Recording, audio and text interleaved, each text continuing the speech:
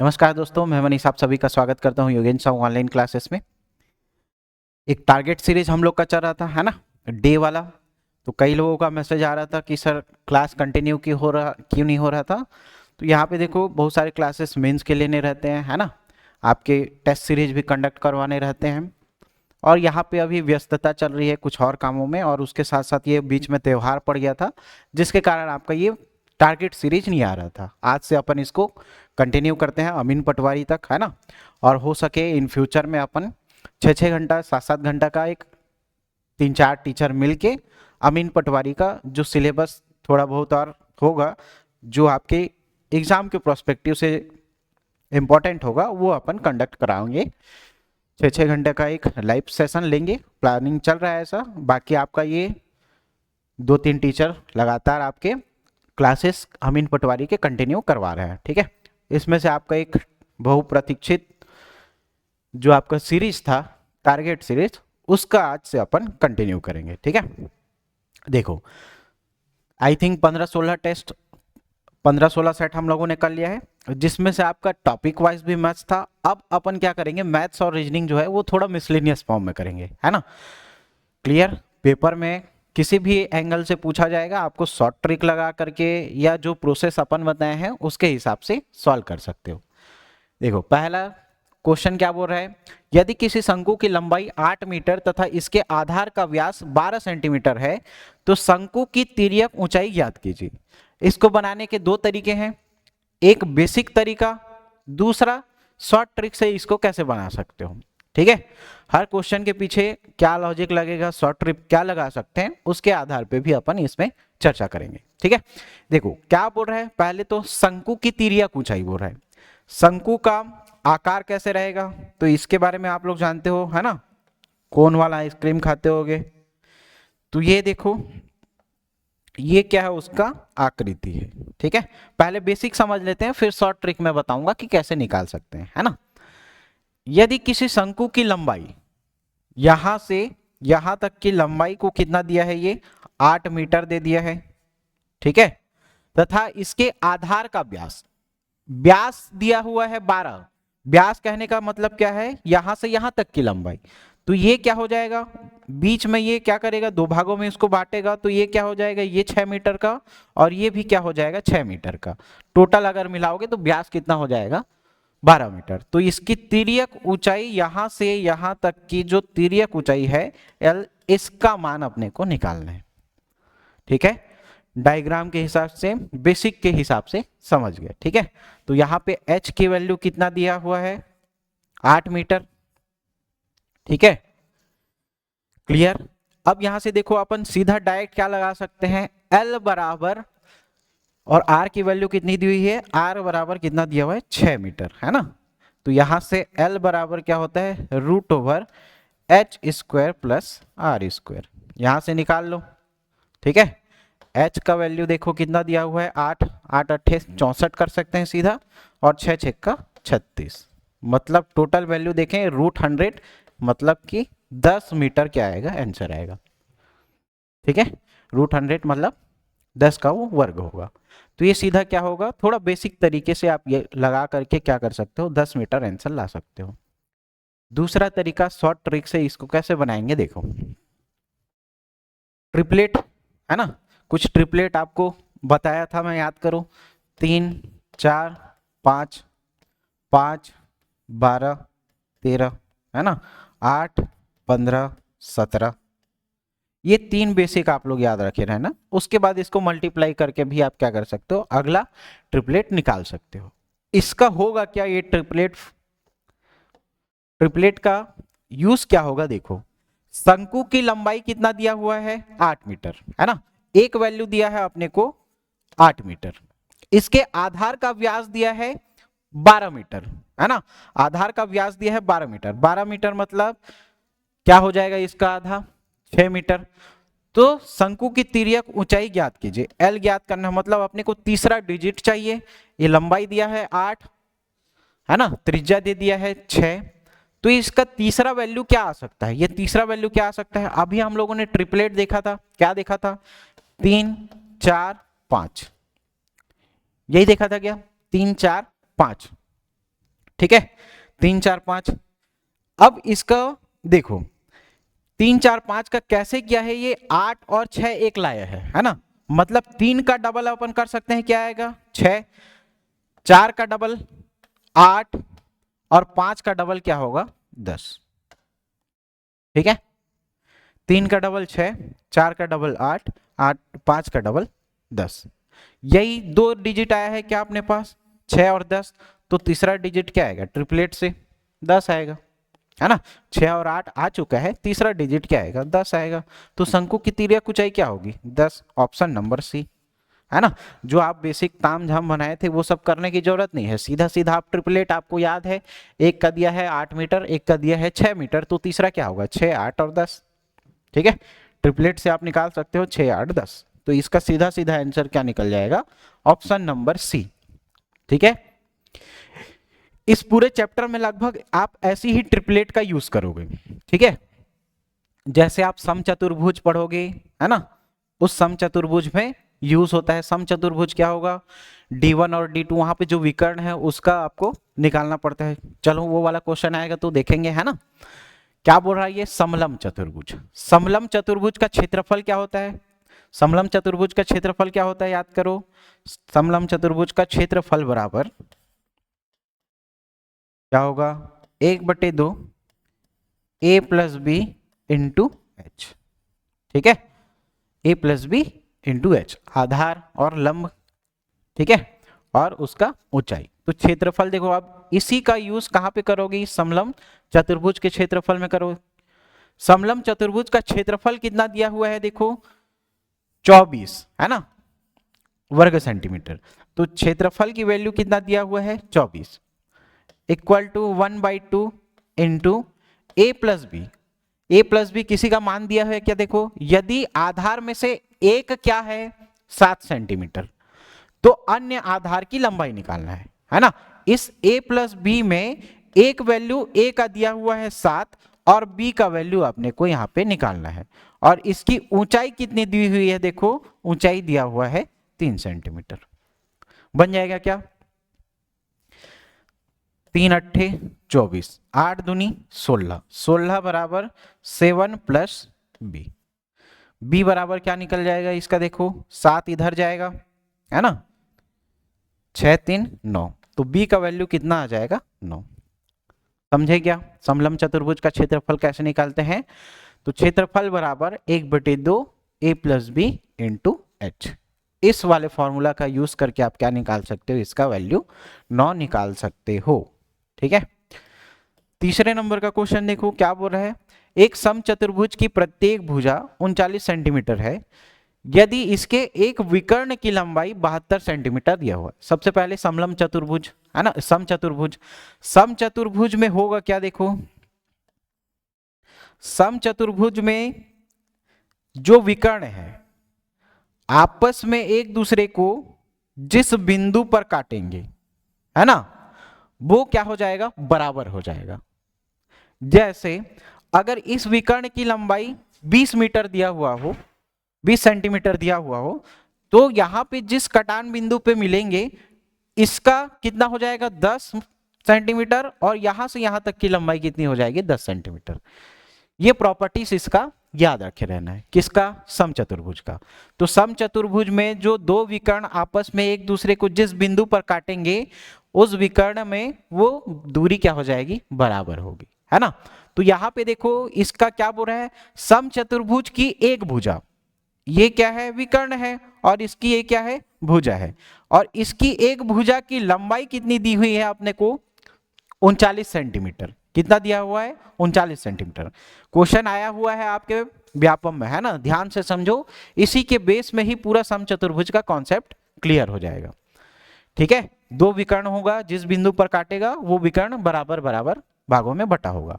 यदि इसके एक विकर्ण की लंबाई कितना दिया हुआ है 72 सेंटीमीटर, मान लो ये D1 है, ठीक है, और इसके विकर्ण की लंबाई कितनी दी हुई है 72, 72 टोटल यहां से यहां तक की दूरी कितना होगा 72 सेंटीमीटर, और जिस बिंदु पर कटेगा ये आधा आधा बटेगा, मतलब ये क्या हो जाएगा 36, और ये भी क्या हो जाएगा 36।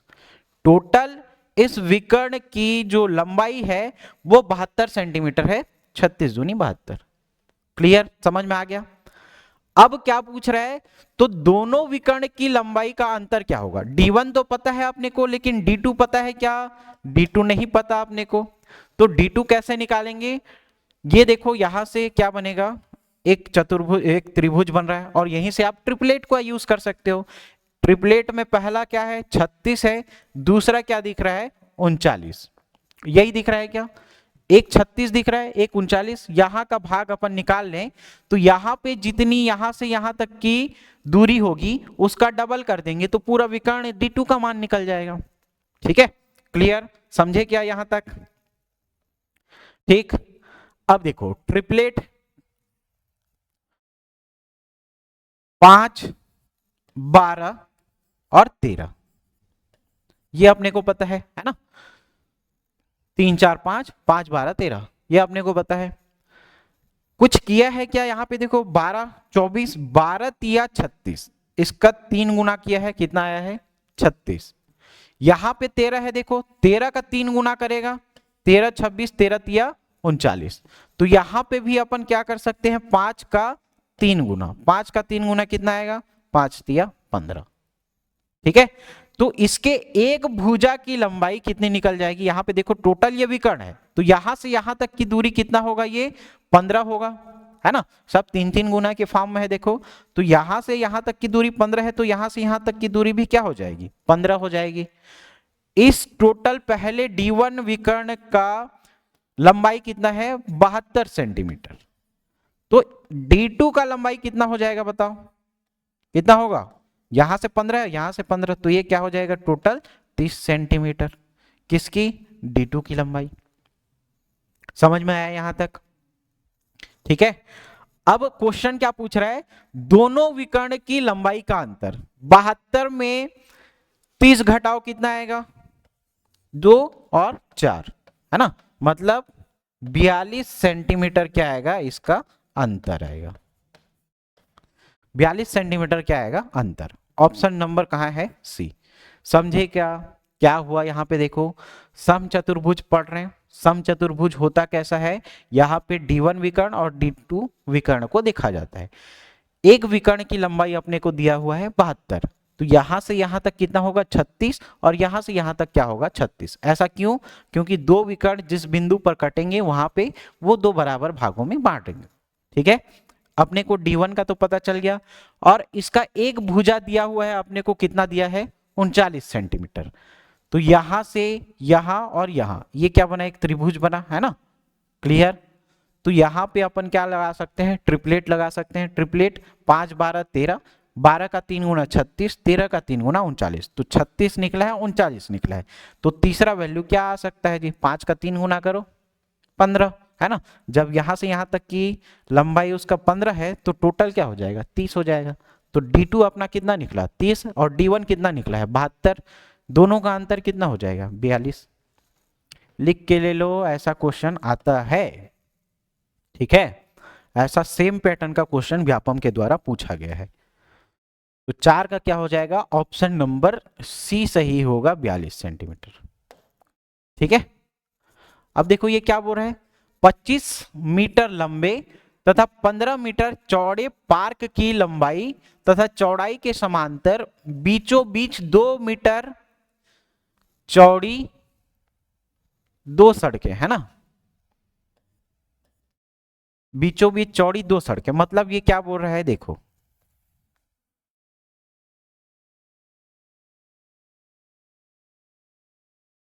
ये क्या है, एक पार्क है। ठीक है, क्या है, एक पार्क है। अब इसमें ये किया क्या है कि यहां से यहां तक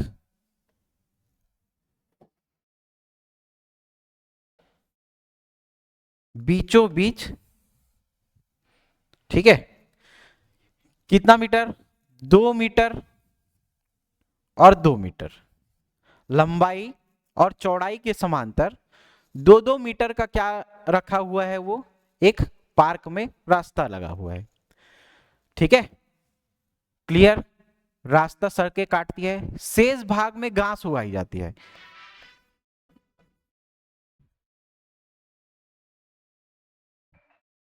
ठीक है, शेष भागों में क्या उगाई जा रही है? घास उगाई जा रही है। तो भाई रास्ते में घास थोड़ी उगाएगा यार, वहां तो चलने के लिए है ना। शेष भागों पर घास उगाई जाती है, मतलब इस वाले क्षेत्र में, यहाँ वाले क्षेत्र में इतना, इतने और इतने और इतने क्षेत्र में घास उगाई जा रही है। ठीक है, क्या दिया हुआ है? यहां से यहां तक का जो चौड़ाई है, यहां से यहां तक का चौड़ाई कितना दिया हुआ है? देखो 25 मीटर, और सॉरी यहां से यहां तक का ये लंबाई कितना दिया हुआ है? 25 मीटर, और चौड़ाई कितना दिया हुआ है? देखो यहां से यहां तक का 15 मीटर। 15 मीटर क्या दिया हुआ है? इसका चौड़ाई दिया हुआ है। ठीक है, बात समझ में आ गई। अब 2-2 मीटर का ये क्या दिया है? वो सड़क दिया है।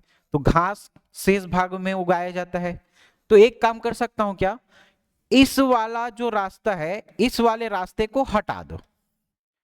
टोटल जो दिया हुआ है उस टोटल में से ये वाले को हटा देते हैं अपन, मतलब 25 मीटर टोटल इसकी लंबाई दिया हुआ है, इसमें से 2 मीटर हटा दो। 2 मीटर में घास नहीं उगाया जा रहा है ना, तो 2 मीटर को यहां से हटा देते हैं। और इसका जो चौड़ाई दिया हुआ है 15 मीटर, इसमें से भी 2 मीटर घटा दो। क्यों? क्योंकि ये लंबाई और चौड़ाई दोनों के समांतर 2-2 मीटर का रास्ता रखा हुआ है। ठीक है, तो 25 में से आप कितना घटाओगे? 2 मीटर घटा दोगे, कितना आएगा? 23।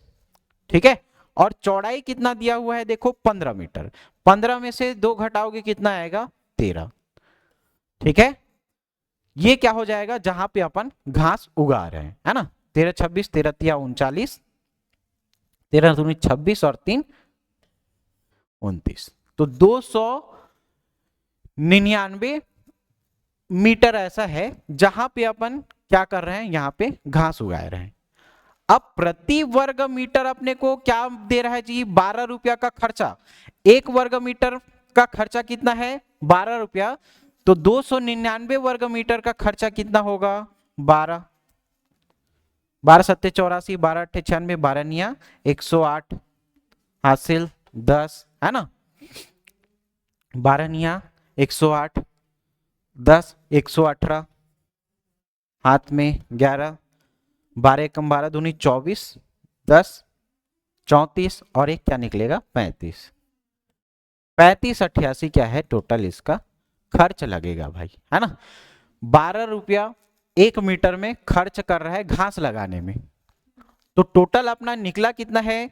299 वर्ग मीटर निकला है। इस 299 वर्ग मीटर में 1 मीटर में खर्चा 12 रुपया, तो 299 में खर्चा कितना लगेगा? 3588 रुपया लगेगा। आ गया समझ में? इसी वैरायटी में एडवांस में 3 टाइप का क्वेश्चन बनता है। कभी बोलेगा रास्ते का चौड़ाई का क्षेत्रफल निकालो, है ना। कभी इसके बाहर का क्षेत्रफल देगा, कभी इसके अंदर का क्षेत्रफल निकालना पड़ेगा। तो यहां से देखो इसी वैरायटी में 3 से 4 क्वेश्चन फ्रेम होता है।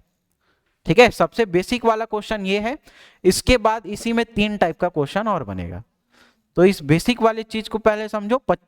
25 मीटर टोटल लंबाई दिया हुआ है, 15 मीटर चौड़ाई दिया है, और 2-2 मीटर का वो रास्ता दिया है। और पूरे को अपने को इस वाले भाग को छोड़ के इस वाले भाग में क्या करना है? घास उगाना है ना। तो इसका हटा देते हैं अपन, है ना, रास्ते की चौड़ाई। तो ये देखो टोटल 25 मीटर लंबाई है, तो उसमें से 2 मीटर रास्ता है, तो उसको घटा दो जी, कितना आएगा? 23।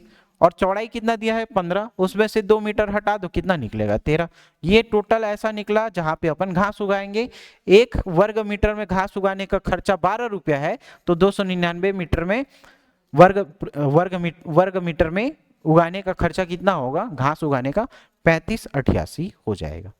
ठीक है, तो ऐसे क्वेश्चन फॉर्म होते हैं, इसको देख लेना, है ना। थोड़ा एडवांस लेवल के क्वेश्चन है, लेकिन पूछा जाता है भाई, है ना, और उतने भी कठिन नहीं है सवाल, थोड़े आसान है ना। चलो नेक्स्ट क्वेश्चन देखो क्या पूछ रहा है। 5वें नंबर का क्या बोल रहा है? किसी आयताकार प्लाट का क्षेत्रफल 2400 वर्ग सेंटीमीटर है तथा इसकी भुजाएं कितनी दी हुई है? 3:2 के अनुपात में दी हुई है। ठीक है, 3:2 के अनुपात में दी हुई है। इसका परिमाप अपने को निकालना है। सबसे पहले देखो इसकी भुजाएं दी हुई है रेशियो में, वैल्यू बनाने के लिए क्या करते हैं, 3x, है ना, इसकी लंबाई कितना दिया हुआ है 3x और चौड़ाई कितना दिया हुआ है 2x। ठीक है, एल और बी का अपने को वैल्यू पता चल गया।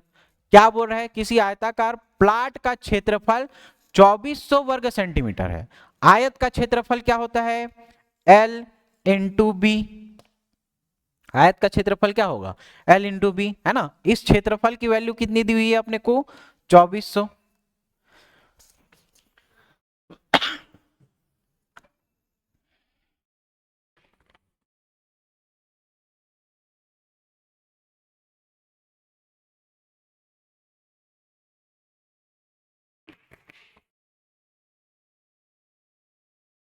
क्या बोल रहे हैं, आयत का क्षेत्रफल, है ना, आयत का क्षेत्रफल L इंटू बी बराबर कितना दिया हुआ आपने को 2400। L का वैल्यू 3 है, B का वैल्यू 2 है, तो 6x² हो जाएगा, इक्वल टू कितना आएगा 2400। समझे कि नहीं, 3 दूनी 6 x²। यहां से देखो x² की वैल्यू निकाल लो, 6 से काट दो, 6 चौं 24 डबल 0, और x का वैल्यू क्या आ जाएगा 20, 20 का वर्ग क्या हो जाएगा 400, 20 का वर्ग क्या हो जाएगा 400।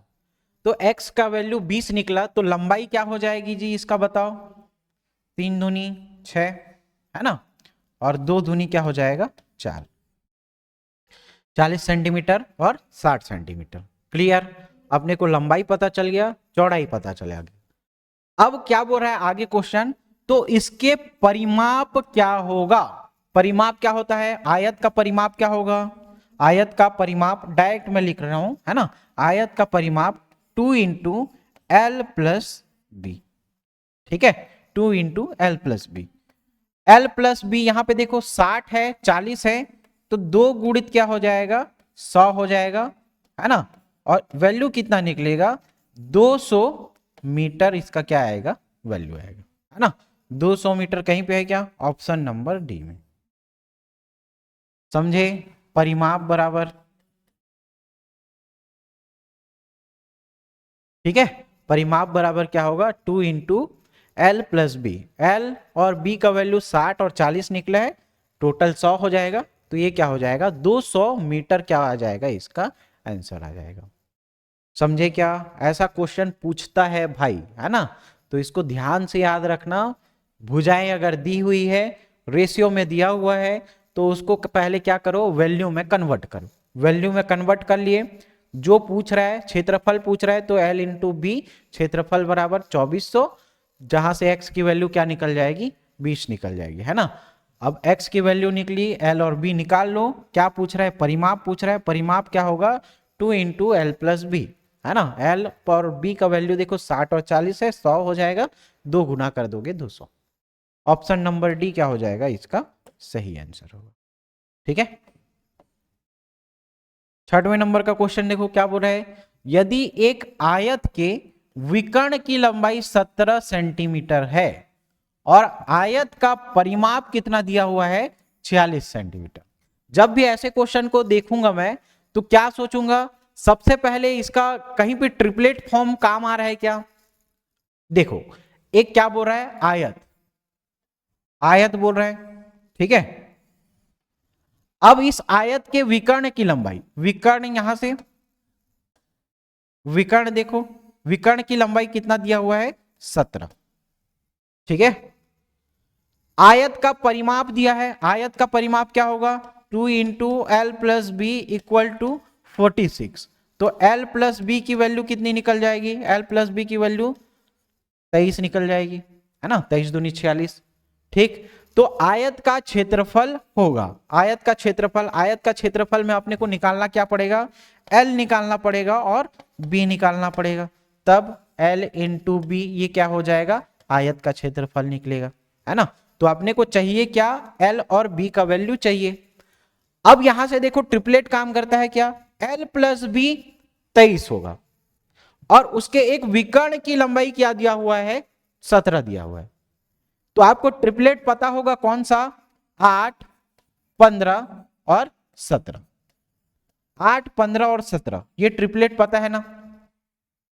विकर्ण की लंबाई कितना दिया है 17। हाँ चलो 17 तो ये आ रहा है।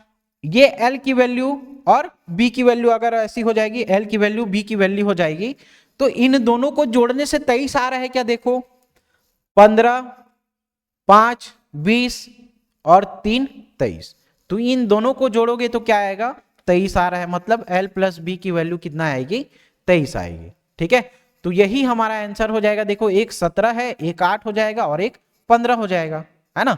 तो यहाँ पे क्या बोल रहा है क्वेश्चन, तो इसका क्षेत्रफल क्या होगा, क्षेत्रफल आयत का क्षेत्रफल L इंटू बी, 15 अट्ठे 120, है ना। 15 अट्ठे क्या होगा 120, यही हमारा क्या होगा सेंटीमीटर स्क्वायर हमारा आंसर हो जाएगा। समझे क्या, क्या बोला है इसमें, देखो क्वेश्चन में आयत का विकर्ण की लंबाई दिया हुआ है 17, ठीक है, और आयत का परिमाप बता दिया है 2L plus b equal to 46। तो L प्लस बी का वैल्यू अपन निकाल सकते हैं 23, है ना। अब अपने को चाहिए क्या, आयत का क्षेत्रफल। आयत का क्षेत्रफल क्या होगा L इंटू बी, तो अपने को L और B का वैल्यू चाहिए, क्या आ सकता है, तो अपन ट्रिपलेट जानते हैं 8, 15 और 17। एक वैल्यू 17 है, इन दोनों को जोड़ने से 23 आ रहा है क्या, आ रहा है, मतलब यही वैल्यू होगा 8 और 15, वहां से निकाल दो जी, 15 अट्ठे 120 कहीं पे है, ऑप्शन नंबर बी में है, देखो ऑप्शन नंबर बी में है 120 सेंटीमीटर स्क्वायर, आ जाएगा समझ में। ठीक है, चलो ये 6 क्वेश्चन किसके थे, एडवांस मैथमेटिक्स के क्वेश्चन थे। तो यहां से आप देखो 7वें नंबर का क्वेश्चन है ना। एक आदमी 270 किलोमीटर की यात्रा का कुछ भाग बस द्वारा और कुछ भाग कार के द्वारा तय कर रहा है।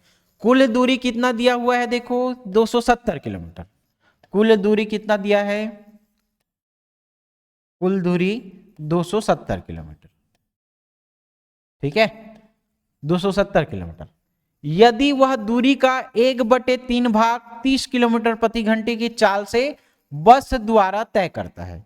सबसे पहले किससे बस द्वारा जा रहा है, कितना जा रहा है जी, यदि वह दूरी का 1/3 भाग, दूरी का 1/3 भाग मतलब कुल दूरी कितना दिया हुआ है 270, इसका 1/3 भाग, है ना।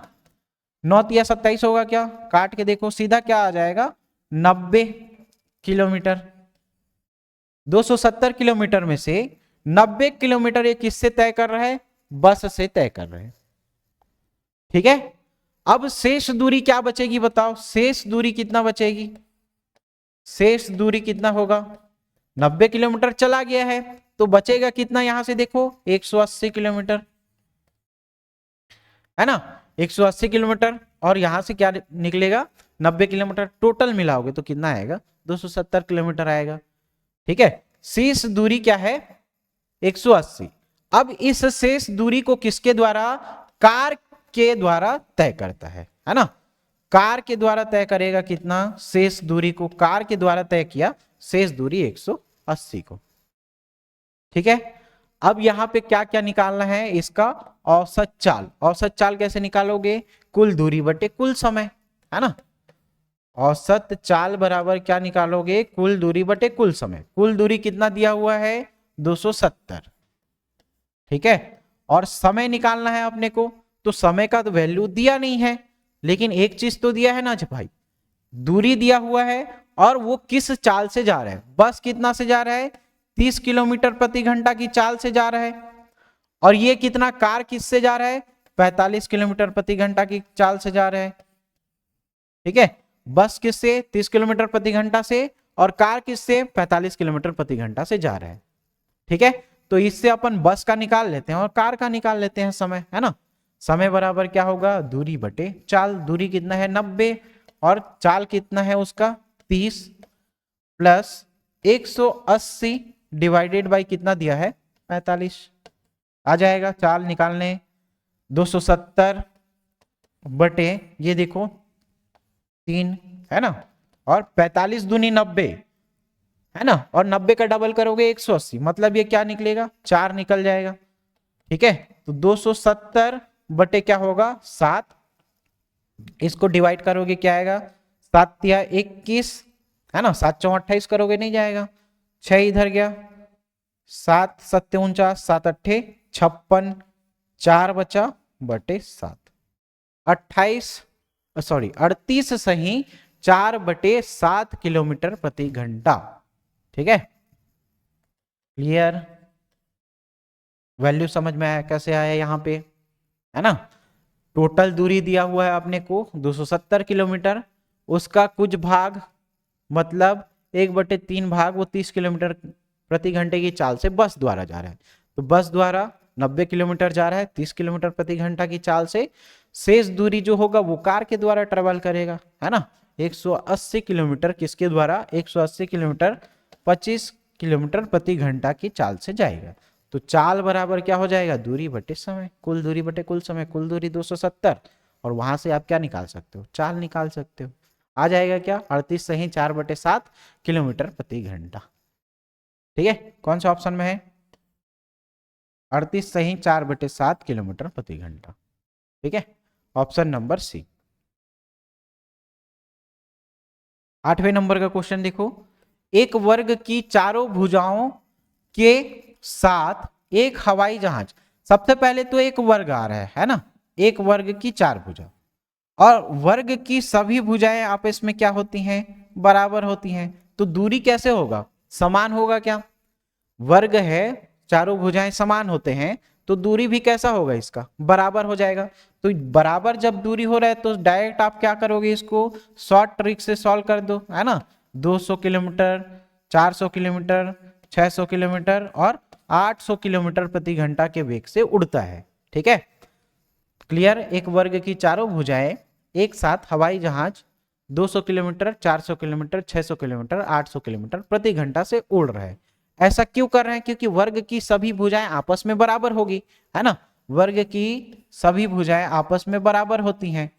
ठीक, तो यहां से यहां तक की दूरी अगर 200 किलोमीटर है तो यहां से यहां तक की दूरी भी 200 किलोमीटर होगी, यहां से यहां तक की दूरी भी 200 किलोमीटर होगी, यहां से यहां तक की दूरी भी क्या होगी? 200 किलोमीटर ही होगी। अब इसी 200 किलोमीटर को वो अलग अलग चाल से ट्रेवल करेगा। मान लो ये 1 किलोमीटर प्रति घंटा से गया, ये 2 किलोमीटर प्रति घंटा से गया, ये 300 किलोमीटर प्रति घंटा से, है ना? मतलब उसकी चाल अलग हो सकती है लेकिन दूरी क्या रहेगी? समान रहेगी। तो इसीलिए अपन इसका क्या करेंगे? एक ऐसा फिक्स दूरी निकालेंगे जहां से ये ट्रेवल कर पाए, है ना? तो एलसीएम निकाल लो। एलसीएम निकालोगे 200, 400, 600, 800 का। तो डायरेक्ट एक तरीका और है ना, जो बचपन में सीखे हैं उससे हट के बड़ी संख्या को पकड़ो, उसके मल्टीपल में कुछ आ रहा है क्या, है ना? 8 दूनी 16 करो, 16 से जाएगा क्या? कटेगा क्या? 6 नहीं कटेगा, है ना? ठीक है, तो 16 कैंसिल हो गया।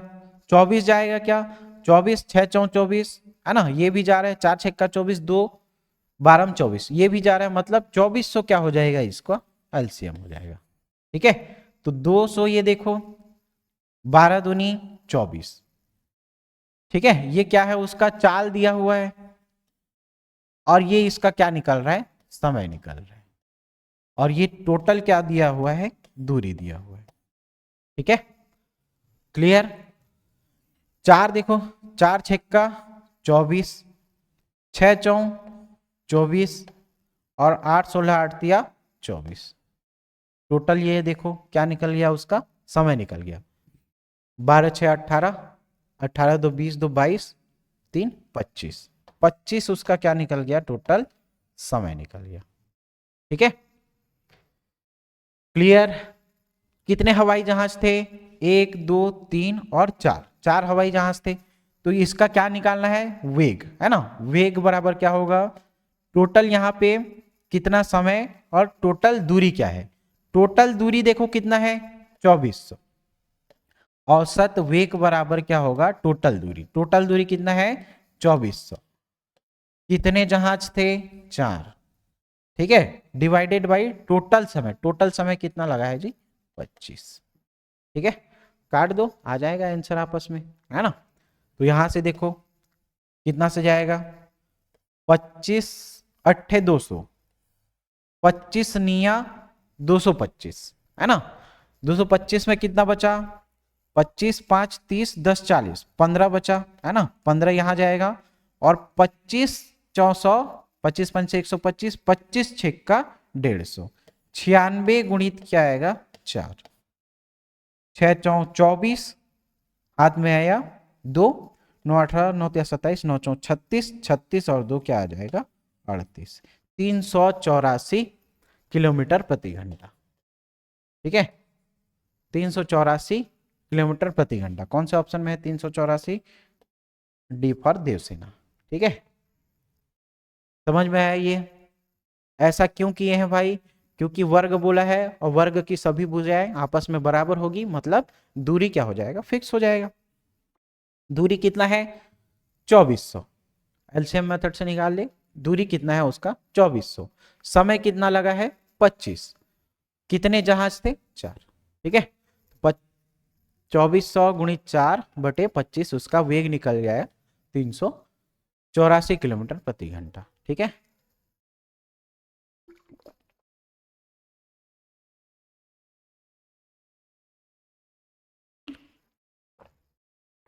हर क्वेश्चन के पीछे कॉन्सेप्ट समझते जाओ, है ना। थोड़ा बहुत डाटा को चेंज करेगा, बाकी क्वेश्चन का पैटर्न यही रहेगा, है ना। अगर ऐसे क्वेश्चन आएगा तो थोड़ा बहुत डाटा को वो चेंज करेगा, बाकी क्वेश्चन का फॉर्मेट ऐसे रहने वाला है। ठीक है, क्लियर। अगला टाइप का देखो, पाइप टंकी से क्वेश्चन है। क्या बोल रहा है, दो नल ए और बी क्रमशः टंकी को 36 मिनट में और 144 मिनट 48 मिनट में भर सकते हैं। दो नल हैं, नल ए है, नल बी है। इसको सॉल्व करने के 2-3 तरीके हैं, लेकिन एलसीएम मेथड क्या है इसमें से ज्यादा सुटेबल है ना। एक काम को एक दिन का एक काम करके भी क्या कर सकते हो, इसको बना सकते हो। ठीक है, लेकिन वो मेथड थोड़ा लंबा जाता है। यहां पे देखो, नल ए और नल बी टंकी को क्रमशः 36 मिनट में और 48 मिनट में भर ले रहे हैं। ठीक है, दोनों का एलसीएम कितना निकलेगा, देखो दोनों का एलसीएम, समय हो गया ये, है ना। यहां पे उसका क्या निकल जाएगा, क्षमता निकल जाएगा, और इन दोनों का मल्टीपल करोगे तो ये क्या निकल जाएगा, टोटल कार्य। ठीक है, दोनों का टोटल कार्य मतलब यहां से एलसीएम निकालोगे, 8 से देखो, 8 16 8 3 24, 144, 144 करो तो 6 12 6 3 18 6 4 24, है ना। इससे जा रहा है 4 से, और 48 का कितना जा रहा है 3 से। ठीक है, ये टोटल क्या निकल गया उसका कार्य, ये उसका क्या निकल गया क्षमता, और ये उसका क्या है समय। अब क्वेश्चन क्या पूछ रहा है जी, देखो यदि दोनों नल को एक साथ खोल दिया जाए, यदि दोनों नल को एक साथ खोल दिया जाए मतलब ए और बी दोनों एक साथ काम करेंगे। ठीक है, लेकिन यहां पे समय का वैल्यू दिया हुआ है क्या, देखो दोनों एक साथ काम कर रहे हैं तो कितने समय बाद नल बी को बंद कर देना चाहिए। तो दोनों स्टार्टिंग में तो काम कर रहे हैं, लेकिन समय का पता नहीं है, उसको मान लो क्या एक्स। ए और बी दोनों की क्षमता क्या है, देखो ए 4 से जा रहा है, बी 3 से जा रहा है, दोनों की क्षमता आपस में जुड़ जाएगी, क्या हो जाएगी 7, है ना। टोटल ए और बी मिल करके 7x कार्य क्या कर लिए, समाप्त कर लिए। ठीक है, 144 में से 7x कार्य दोनों ने काम करके क्या कर लिए, समाप्त कर लिए, खत्म कर लिए। अब क्या बोल रहा है, तो कितने समय बाद नल बी को बंद करना पड़ेगा। ये वाला जो नल दिख रहा है बी, इसको अपने को क्या करना पड़ेगा, बंद करना पड़ेगा। मतलब अकेला कौन कार्य करेगा, अब ये नल ए कार्य करेगा। बोल तो वही रहा है क्वेश्चन में, है ना। कितने समय बाद नल बी को बंद करना है, नल बी को बंद कर रहे हैं मतलब कार्य कौन करेगा, केवल नल ए काम करेगा। और कितने समय तक कार्य करेगा, देखो ताकि टंकी 27 मिनट में भर जाए। अकेला टोटल 27 मिनट तक ए काम करेगा क्या, नहीं, क्यों, इसका समय टोटल 27 नहीं होगा। वो क्या बोल रहा है, पूरा टंकी 27 मिनट में भर जाना चाहिए। पूरा टंकी को ये कितना में बोल रहा है, 27 मिनट में भर जाएगा। लेकिन ए और बी मिलके भी तो कुछ काम किए हैं जी, है ना। ये समय अपने को क्या करना पड़ेगा, यहां पे घटाना पड़ेगा। 27 माइनस एक्स, क्योंकि ये समझ में आया, पूरा टंकी कितना में 27 मिनट में भर जाता है, लेकिन ए और बी मिलके कुछ समय तक काम किए हैं, है ना, वो काम करके कुछ कार्य वो समाप्त किए हैं। ठीक है, अब ए अकेला यहां पे काम कर रहा है, टोटल 27 होना चाहिए था, लेकिन x समय तक ए और बी भी मिलके काम किए, है ना, तो वहां पे क्या होगा 27 माइनस एक्स हो जाएगा। ठीक, और नल बी को बंद करना है, तो नल ए अकेला काम कर रहा है, उसका क्षमता कितना है देखो 4 का क्षमता है, टोटल क्षमता कितना हो जाएगा 4 का। अब यहां से अपने को क्या निकल जाएगा, पूरा वैल्यू निकल जाएगा। ठीक है, इतना कार्य समाप्त हो गया है, तो देखो ये क्या हो जाएगा 144 माइनस 7x बराबर क्या हो जाएगा, इन दोनों का मल्टीपल। इन दोनों का मल्टीपल निकाल के क्या निकालते हो, कार्य निकालते हो, है ना, तो 27 माइनस एक्स इंटू क्या हो जाएगा 4, इंटू 4। ये देखो तो बोर्ड में आ रहा है क्या, आ रहा है ना, यहां से वैल्यू निकाल लो। ठीक है, 144 माइनस 7x इक्वल टू 7 के 7 4 28 8, 8 में 2 4 दूनी 8 2 10, 108 माइनस 4x। ठीक है, अब इसमें करोगे क्या, ये 7x को इधर ले जाते हैं, 108 को इधर ले जाते हैं, है ना, मतलब वही है, 7x को उधर लेकर के जाओ, क्या बचेगा 3x, 108 को इधर लेके आओगे तो यहां से 2 बचा और वहां से 4, 4 2 6 और ये 30 36, है ना, और x इक्वल टू क्या आएगा 3 1 कम 3 3 दूनी 6, x की वैल्यू क्या आ जाएगी 12 आ जाएगी, है ना, तो टोटल 12 मिनट में टंकी क्या हो जाएगा, भर जाएगा, टोटल 12 मिनट में टंकी भर जाएगा। देखो तो ये समझ में आया क्या, क्या क्या किए हैं इसको देखो सबसे पहले, है ना, क्या बोला है, 2 नल है और टंकी को 36 मिनट में और 48 मिनट में भर रहे हैं, है ना,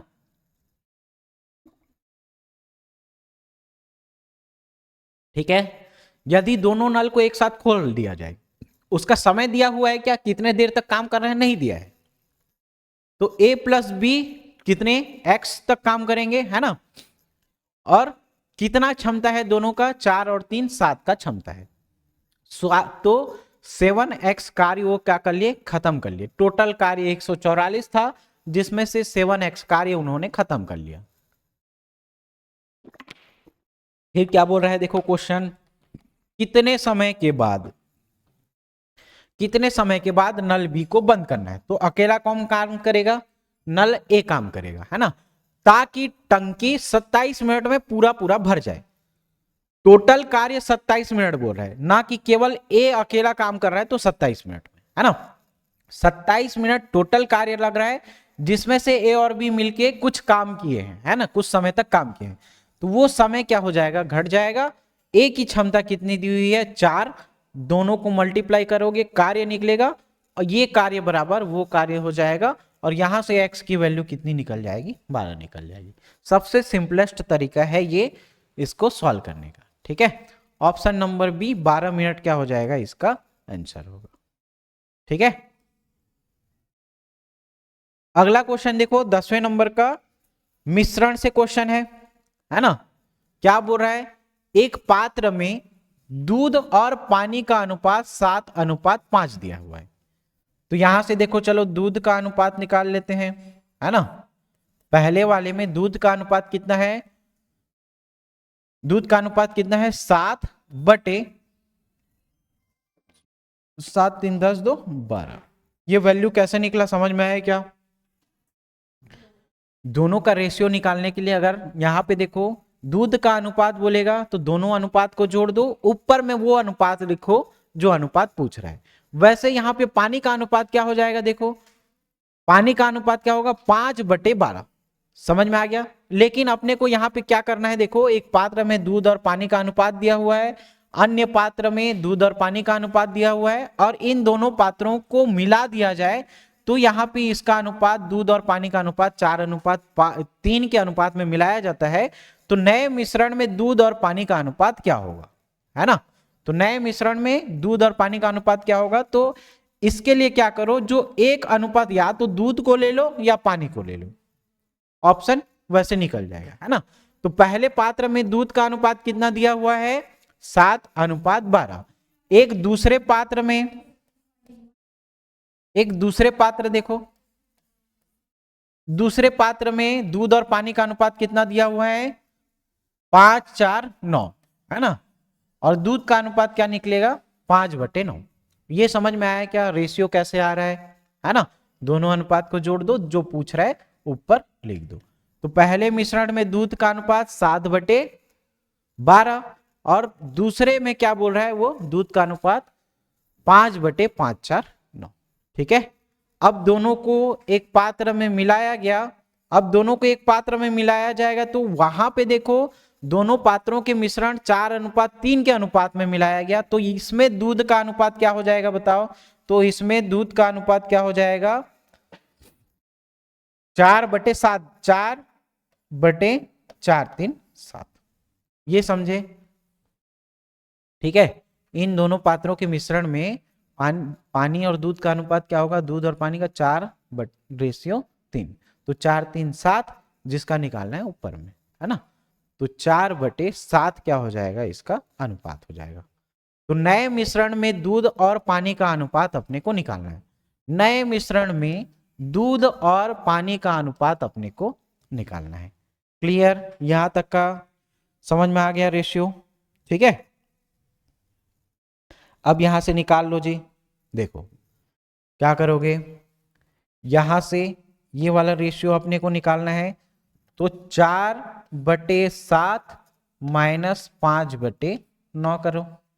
ठीक है। यहां से वैल्यू आपको निकालनी है, तो 7/12, है ना। चलो थोड़ा सा नीचे लिख लेते हैं, 7/12 ऋण 4/7। कितना आएगा इसका वैल्यू, सॉल्व करके देखो, 9×7=63, है ना।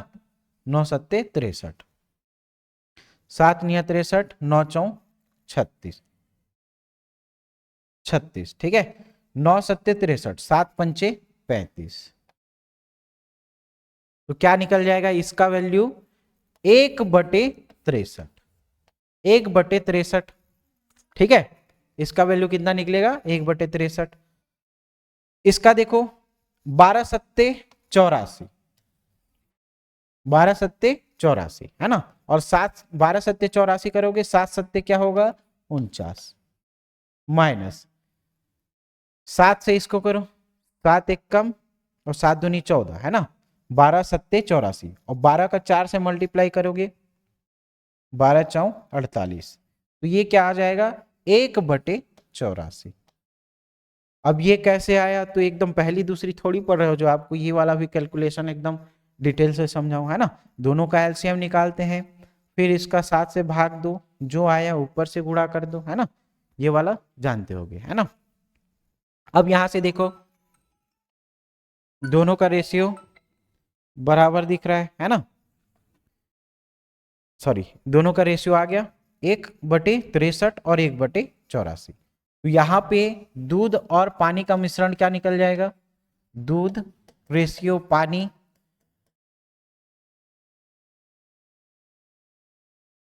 दूध रेशियो पानी, है ना। तो यहां से क्या होगा, 84 इधर आ जाएगा और 63 इससे गुणा हो जाएगा, है ना। ठीक। तो यहां पे देखो 1/63 और 1/84, तो 84 क्या हो जाएगा, 84/63। ठीक है। काटो तो किसी से जा रहा है क्या, किससे जा रहा है, 21 से जाएगा क्या, 21 से जाएगा क्या, 21 तिया में ये जा रहा है और 21 चौ में जा रहा है ना। ठीक, 21 तिया और 21 चौ में जा रहा है, तो इसका अनुपात क्या हो जाएगा, 4/3, 4/3। कहां पे है option, option number C 4/3, option number C 4/3 क्या होगा, सही होगा। ठीक है।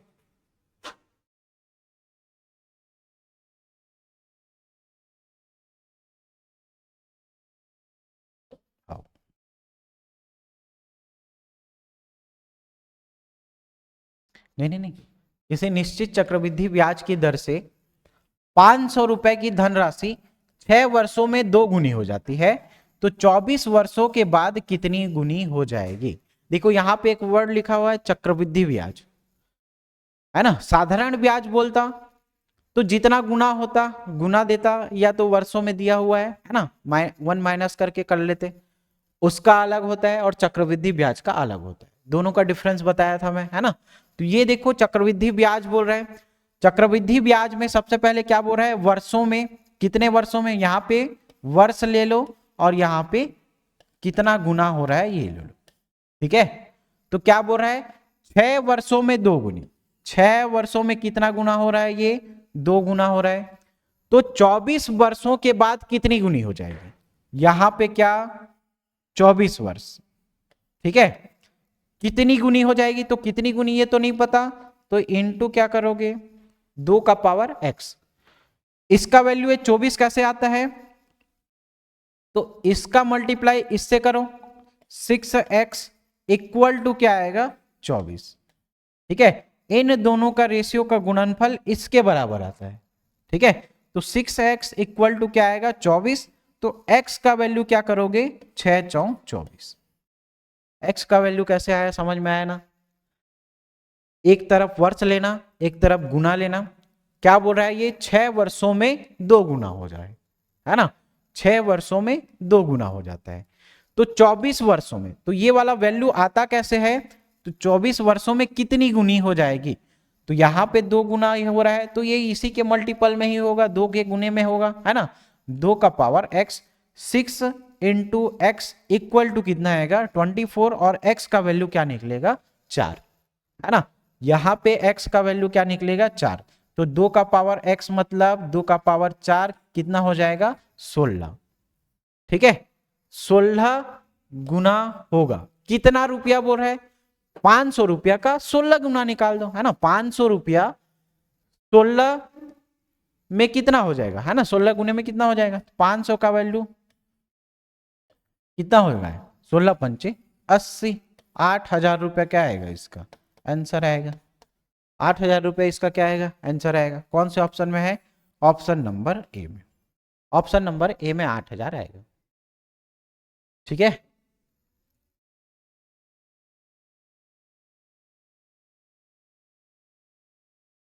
ठीक है, ऑप्शन नंबर ए कैसे हुआ समझ में आ गया ना, एक तरफ वर्ष लेना एक तरफ गुना लेना और उसी के मल्टीपल में आ जाएगा। अगला क्वेश्चन देखो 12 नंबर का, यदि 110 आमों को बेचने पर 120 आमों के क्रय मूल्य प्राप्त होते हैं, है ना। 110 आमों को बेचने पर, 110 आमों को बेचने पर 120 आमों के क्रय मूल्य के बराबर प्राप्त होता है, यही बोल रहा है क्या क्वेश्चन। 110 आम को बेच रहा है तो 120 आमों के क्रय मूल्य के बराबर प्राप्त हो रहा है। तो यहां से एसपी निकाल दो, तो लाभ प्रतिशत कितना होगा, लाभ कितना हो रहा है देखो, एसपी डिवाइडेड बाई सीपी, तो यहां से क्या होगा 120 बटे क्या हो जाएगा 110, 120 यहीं रहेगा 110 नीचे चला जाएगा, तो 1 0 से 1 0 कट जाएगा। कितने का लाभ हो रहा है देखो, सीपी मतलब खरीद रहा है, कोई वस्तु को 11 रुपया में खरीद रहा है और बेच कितना में रहा है 12 रुपया में, कितने रुपए का उसका लाभ मिला 1 रुपए का, है ना। कितने का लाभ मिला 1 रुपए, किस में मिला सीपी में, सीपी कितना है 11 इंटू क्या हो जाएगा 100, समझ में आया। लाभ प्रतिशत बराबर लाभ परसेंटेज बराबर, लाभ परसेंटेज बराबर 100/11, 100/11 कहने का क्या मतलब है 9 सही 1/11%, ये क्या हो जाएगा आंसर, ठीक है क्लियर। 110 आमों को बेचने पर 120 आमों के क्रय मूल्य के बराबर प्राप्त होता है, तो लाभ प्रतिशत कितना होगा। तो इससे अपन सीपी और एसपी निकाल लिए, सीपी हमारा 11 है एसपी 12 है, 1 रुपए का प्रॉफिट हो रहा है, कितने रुपए में 11 रुपए में, इंटू 100 कर दो 9 सही 1/11, क्या निकल जाएगा हमारा आंसर, कहाँ पे है ऑप्शन नंबर बी में, 9 सही 1/11, ठीक है। 13 नंबर का क्वेश्चन देखो क्या बोला जा रहा है, किसी चुनाव में 2 उम्मीदवार ने भाग लिया, डाले गए कुल मतों का 20% अवैध हो गया। अब देखो 100% लोग वोट डाल रहे हैं और ये एकल संक्रमणीय आनुपातिक मत पद्धति तो है नहीं कि एक से अधिक व्यक्ति को सीधा सीधा वोट दे दो, है ना। ये सब किसमें होता है, राष्ट्रपति वाले के चुनाव में। तो ये लोग क्या किए हैं, एक व्यक्ति आया हुआ है और इसको भी वो वोट दे दिया है, इसको भी वोट दे दिया है, इसको भी वोट दे दिया है, तो तीनों को तो वोट नहीं दे सकता ये, है ना। क्लियर। तो इसमें क्या होगा, इसका वैध मत ना होकर के वो उसका मत जो हो जाएगा वो क्या हो जाएगा, अवैध हो जाएगा, फॉल्स माना जाएगा। किसने, कितने परसेंट का मत अवैध हो गया, 20% का। ठीक है, तो टोटल मत कितना पड़ा, कुल मत मान लो वो क्या है, x है, और x का 20% क्या हो गया, अवैध हो गया, मतलब वैध मत क्या होगा, 80% होगा। क्या कुल मत कितना पड़ेगा, टोटल वोट कितना होगा, x का 80%। मान लो वो 1000 वोट पड़ा है, उस वोट में से 20% का क्या हो गया है, मत अवैध हो गया है, और उसमें से 80% मत हमारा क्या है, वैलिड है। ठीक है, क्लियर, समझ में आया। टोटल मत का 80% अब हमारे पास क्या है, वैध मत बचा हुआ है, 20% फॉल्स हो गया है। जीतने वाले उम्मीदवार को कुल डाले गए वैध मत, कुल डाले गए वैध मत का 60% प्राप्त होता है। तो जीत कितने में रहा है, देखो जीतने वाला व्यक्ति को उसका मत कितना प्राप्त हो रहा है, कुल वैध मत कितना है, कुल वैध मत x इंटू 80%, ये इसका क्या है, वैध मत। वैध मतों का 60% मत प्राप्त हुआ है, वैध मतों का 60% प्राप्त हो रहा है। अब जीतने वालों को ये है, तो हारने वाले को कितना मिला होगा जी, 60% जीतने वाला का मिला है, तो ये हारने वाले को कितना मिला होगा, वैध मत का 40%। वैध मत का कितना मिला होगा, 40%। ये समझ में आया, कुल वैध मतों को जीतने वाले को 60% मिला है और हारने वाले को 40% मिला है। ठीक है, और हार और जीत किसके बराबर, दोनों के अंतर के बराबर होता है ना। हार और जीत का अंतर ही ये वोटों की संख्या है। तो x का 80% मतलब 80/100 इंटू 60% कहने का क्या मतलब है, 60/100। इसका अंतर देखो, हारने वाला का कितना है, 80% का कितना मिला है उसको, 40% मिला हुआ है, और इसी हार जीत का अंतर जो वोट की संख्या है टोटल 4800। ठीक है, समझे ये। अब इसमें से काट दो जी, देखो ये जीरो कट गया, ये डबल जीरो कटेगा, है ना। यहां से भी सेम कर लो, ये जीरो और ये जीरो कटेगा, ये डबल जीरो कट जाएगा। 8 पंचे 40, 8 छक्का 48, तो 48x बटे ये क्या बचा, 100, माइनस में ये देखो 8 16 8 दिया 24, 24x बटे क्या बचा, 100। ये टोटल बराबर में कितना आएगा, 4800 के बराबर। ठीक है, कितना आ रहा है देखो, ये समझे क्या, है ना। 8 16 8 दिया 24, तो टोटल दोनों का डिफरेंस कितना आ रहा है, देखो 24 दूनी 48 आ रहा है क्या, तो टोटल डिफरेंस कितना आएगा, 24 दूनी 48, है ना। डिफरेंस कितने का आ रहा है,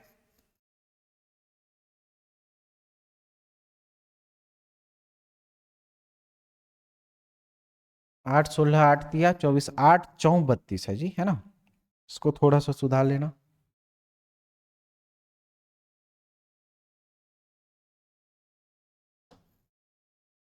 8 16 8 दिया 24, 8 4 32।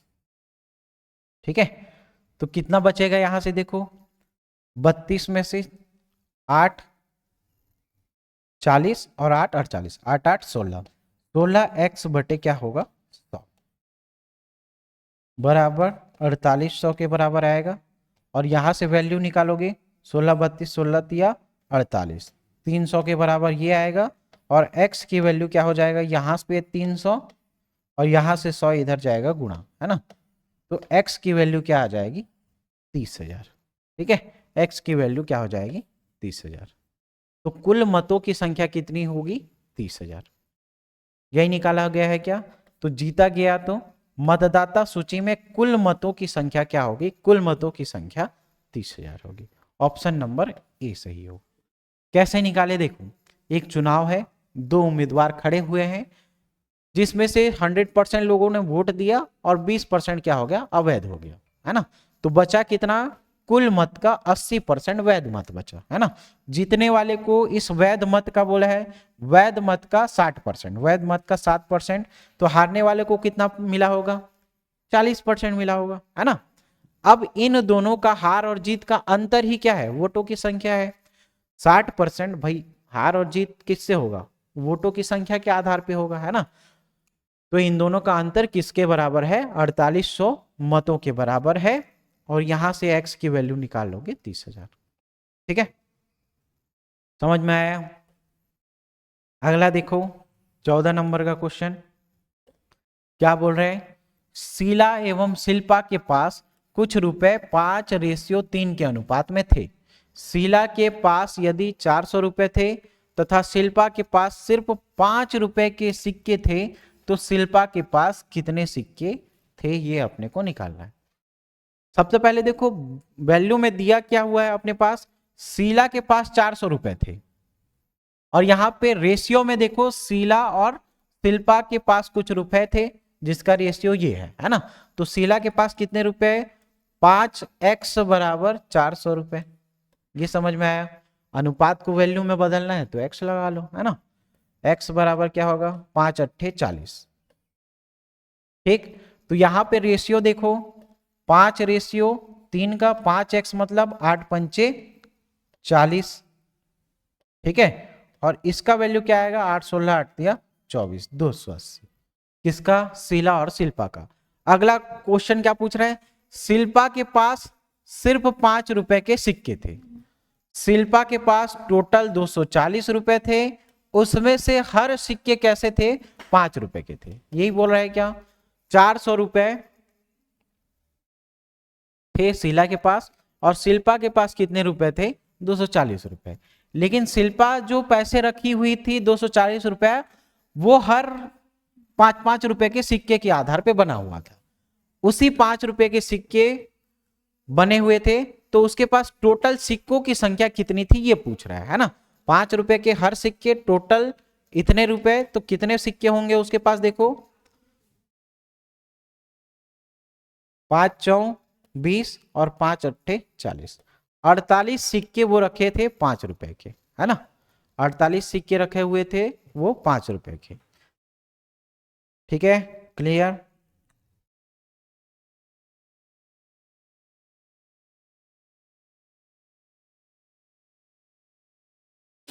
आगे बढ़े। आ गया ना समझ में क्वेश्चन? वैल्यू दिया है, उसके बाद यहाँ पे रुपए की संख्या दी हुई है शीला के पास, उसके 5 के रेशियो में सिक्के रखे थे, है ना। यहां से निकाल लोगे ये क्वेश्चन। फिर देखो नेक्स्ट 15 नंबर का क्वेश्चन। एक किसान के पास 995 गाय और 2475 भेड़े हैं। वह उनके खेड़े बनाता है। गाय और भेड़ों को अलग अलग रखा जाएगा, है ना। अलग अलग रखकर हर खेड़े में पशुओं की संख्या बराबर रखनी है। 2 खेड़े बनाएगा, है ना, मतलब उसका क्या? रखने वाला स्थान। और हर रखने वाले स्थान में या खेड़े में पशुओं की संख्या बराबर होगी। जब भी पशुओं की संख्या बराबर आई, कब के कंडीशन में पशुओं की संख्या बराबर आएगी? जब इसका क्या निकालेंगे अपन? HCF निकालेंगे। यदि वे खेड़े यथासंभव बड़े हैं, और बड़ा भी आ गया, है ना, हाईएस्ट कॉमन फैक्टर आ गया और बराबर आ गया। ठीक, तो हर खेड़े में पशुओं की अधिकतम संख्या और इस उद्देश्य के लिए अपेक्षित खेड़ों की कुल संख्या क्रमशः कितनी होगी? तो जो शेष बचेगा वही खेड़ों की संख्या आएगी, जो HCF आएगा वही अधिकतम संख्या आएगा जी। चलो इसको देखो, 995 गाय हैं, 2475 भेड़े हैं, तो कितने अधिकतम संख्या में यहाँ पे पशुओं को रखेंगे, है ना। अधिकतम पशुओं की संख्या देखो, 5 यहाँ है 5 यहाँ है, तो किससे जाएगा? 5 से जाएगा। ठीक है, 5 का डिविजिबिलिटी रूल पढ़ोगे तो यहां से समझ में आता है ना। 5 से देखो ये 5 एकम 5, 4 इधर गया, 5 अट्ठे 40, 4 उधर गया, 5 निया 45, 5 चौं 20,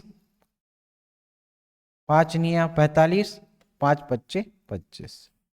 ठीक है, अब ये 5 से तो नहीं जाएगा, 9 है मतलब ये 3 से जाएगा। देखो 9 और 1 10 8 18, 3 से जाएगा है ना। और 5 5 9 और 9 18, ये भी 3 से ही चला जाएगा। देखो 3 चौं 12, 3 3 छक्का 18, 3 तिया 9, 3 एक कम 3, 3 छक्का 18, 3 पंचे 15। ठीक है, फिर किससे जाएगा ये देखो, 12 इसका आ रहा है, 9 इसका आ रहा है, मतलब ये फिर से 3 से चला जाएगा। 3 दूनी 6, 3 एक कम 3 पंचे 15 और 3 पंचे 15। अब किसी से जाएगा क्या, नहीं, यही उसकी पशुओं की अधिकतम संख्या होगी, है ना।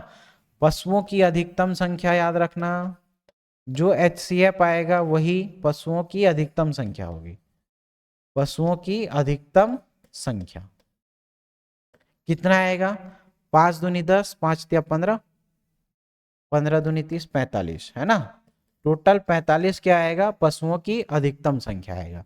किसी ऑप्शन में 45 दिख रहा है क्या, एक ही ऑप्शन है, यही हमारा सही आंसर होगा। अब अगला क्या बोल रहा है, खेड़ों की कुल संख्या, जो शेष बचा हुआ है वही क्या हो जाएगा, खेड़ों की संख्या हो जाएगी। 21 प्लस 55 करोगे, 5 और 1 6, 5 2 7, आ रहा है क्या 76, यही हमारा क्या हो जाएगा, आंसर हो जाएगा, है ना। पशुओं की अधिकतम संख्या 45 और अपेक्षित खेड़े की संख्या क्या हो जाएगा, 76। जो शेष बचा हुआ है उसको जोड़ दो, वो अधिकतम जो खेड़े की संख्या है उसकी, और अधिकतम पशुओं की संख्या क्या हो जाएगा, जो HCF निकालोगे अधिकतम पशुओं की संख्या होगी। ठीक है, तो 15 नंबर का क्वेश्चन क्या हो जाएगा, ऑप्शन नंबर सी क्या होगा, सही होगा। 6वें नंबर का क्वेश्चन देखो, कैसे सॉल्व करते हैं, यहां से सॉल्व करते आते हैं और यहां तक सॉल्व करते हैं, तब ये आंसर निकलता है। 169 किसका स्क्वायर है, 13 का है क्या, इसको जोड़ो। 121, 121 किसका है, 13 का, 8 और 1 9, 3 और 1 4, 49, 49 किसका है, 7 का, है ना, 7 का। तो ये कितना हो जाएगा, 3 4 64 होगा, है ना। और 64 किसका हो जाएगा, 8, 64 किसका हो जाएगा, 8, 8 और 8 को जोड़ोगे क्या हो जाएगा, 16। यहाँ पे सबको ऐड करते आ रहे हैं ना, यहाँ पे देखो प्लस का चिन्ह है। ठीक है, तो 13 धन 108 करोगे 121, 121 किसका रूट हो जाएगा, 11 का। फिर यहाँ पे देखो 11 इसके साथ जोड़ देंगे, टोटल स्क्वायर किसका आ जाएगा, 49, 49 किसका होगा, 7 का, 64, है ना। अब ये देखो यहाँ पे क्या है, 8 और 8 16, 8 अट्ठे 64 मत कर देना, है ना, यहाँ पे प्लस का चिन्ह है, ये देखो। तो 8 और 8 16, और 16 का रूट किसका आंसर के बराबर होगा, 4 के बराबर होगा, और यही हमारा क्या होगा, आंसर होगा। कौन से ऑप्शन में है, ऑप्शन नंबर ए। ठीक है, तो अधिकतम मान कितना निकलेगा, 4 निकलेगा, ये हमारा आंसर। 17 नंबर का क्वेश्चन देखो, कैसे इसको सॉल्व करोगे, x का वैल्यू अपने को नहीं पता है ना, तो x का वैल्यू अपने को पता करना पड़ेगा। सबसे पहले देखो ये रूट में है ना, तो इसको जोड़ देते हैं, 169 एक, और इसके साथ क्या होगा, plus x divided by 169 equal to किसके बराबर होगा, 14/13 के बराबर। 169 देखो 13 के बराबर होता है क्या, तो इसका रूट अगर हटा दें, 169 प्लस x डिवाइडेड बाई 169 किसका स्क्वायर, 13 का, यहां पे बराबर में क्या हो जाएगा, 14/13, 13 से 13 कैंसिल हो जाएगा और यही बचेगा, है ना। अब देखो इन दोनों पक्षों का अपन क्या कर दें, वर्ग कर देते हैं। 169 का और x का अगर वर्ग करेंगे तो ये रूट हट जाएगा, 169 प्लस x ये रूट हट जाएगा, और 14 का यहाँ पे क्या हो जाएगा, स्क्वायर हो जाएगा, है ना। इसका क्या कर रहे हैं अपन, वर्ग कर रहे हैं, दोनों पक्षों का वर्ग कर दे रहे हैं। तो वर्ग करने पे ये रूट हट जाएगा, और 14 का क्या हो जाएगा, 196 हो जाएगा। x का वैल्यू क्या होगा, 196 माइनस करोगे 169 कितना आएगा, देखो 6 और 1 7 आएगा, 8 में से 6 जाए 2। ठीक है, तो x का वैल्यू क्या निकलेगा, 27, x का वैल्यू क्या निकलेगा, 27, ऑप्शन नंबर डी में। कैसे आया, समझ में आया ना? कैसे आया ये समझ में आया?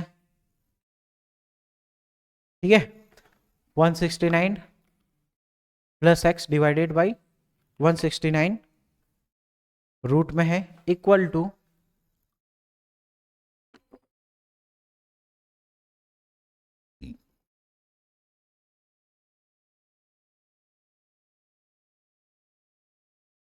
चौदह बटे 13। ठीक है, तो नीचे देखो 13 से 13 कट गया, 169 प्लस एक्स दोनों का वर्ग करोगे तो 196 14 का है ना। x इक्वल टू क्या होगा 196, उधर जाएगा 169, टोटल किसके वैल्यू के बराबर आएगा 27।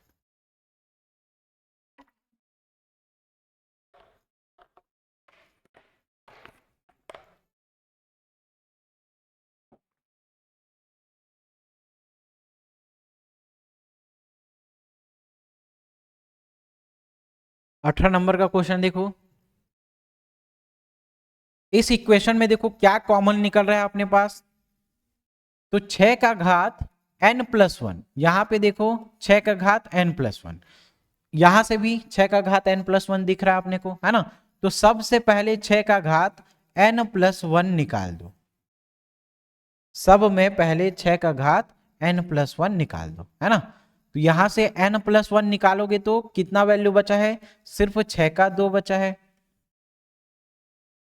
माइनस यहां पे क्या आएगा -32, क्योंकि ये 6 का घात n प्लस वन अपन बाहर निकाल चुके हैं, डिवाइडेड बाई यहां पे देखो 6 का घात n प्लस वन निकल जाएगा, n प्लस वन, तो बचेगा क्या, केवल 6 बचेगा, माइनस क्या होगा 2।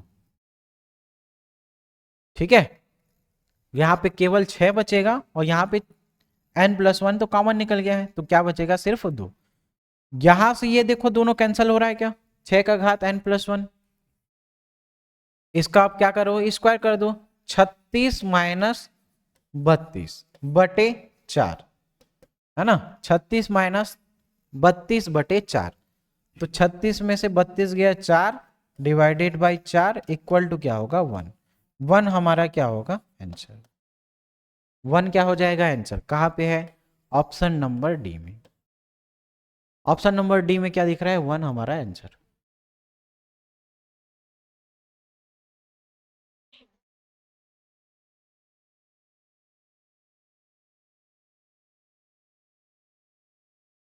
ठीक है,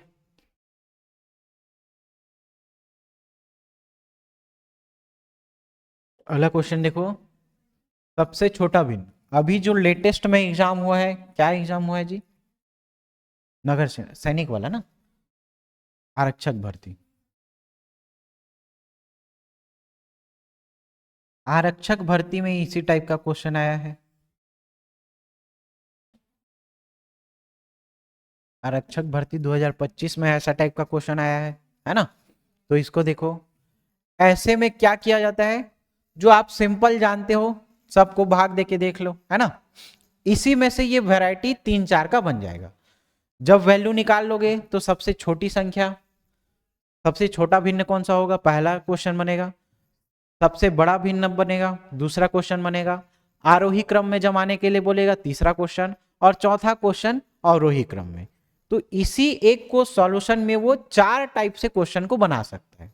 ठीक है, एक सॉल्व करना सीख लो, उसके बाद यहां से सब क्वेश्चन आप 4 क्वेश्चन एक ही वैरायटी से बना सकते हो। तो सेपरेट भाग देके देख लेते हैं, है ना, 13 8, है ना। तो मैं डायरेक्ट कर रहा हूं, देखो अगर 13 0 करोगे, है ना, ये क्या निकलेगा 8, फिर यहां पे दशमलव लगाओगे 0 आएगा, है ना, 13 पंचे 65, 13 पंचे 65, है ना, ऐसे 13 छिक्का 78, है ना, 13 छिक्का 78 करोगे, बचेगा कितना 2। ठीक है, फिर 2 बचेगा, 0 लगाओगे, 13 एकम 13, बस 2 अंकों तक ही सॉल्व करना, आगे सॉल्व मत करना, है ना, बाकी जो बचे रहने दो इसको। पहला का क्या निकला 0.61, दूसरा देखो 60 40, मैं डायरेक्ट कर रहा हूं यहां से देखो, है ना, 0 दशमलव करके 7 7 7 छिक्का 7 7 49 7 पंचे देखो 7 सत्ते 49, तो ये 49 क्या हो रहा है, ज्यादा हो रहा है, तो 7 पंचे 35 कर दो, 7 पंचे 35 है ना। ये बोल लोगे कि सर ये आप गलत लिखो, डायरेक्ट कर रहा हूं भाई, है ना। यहाँ पे 0 लिखोगे, फिर 0 लिखोगे, उतारोगे 4, ये थोड़ा डायरेक्ट करने के लिए, है ना, सॉल्व कर दिया हूं। तो यहां से कितना बचा, 5 बचा, फिर 0 करोगे, 7 सत्ते 49, ठीक है।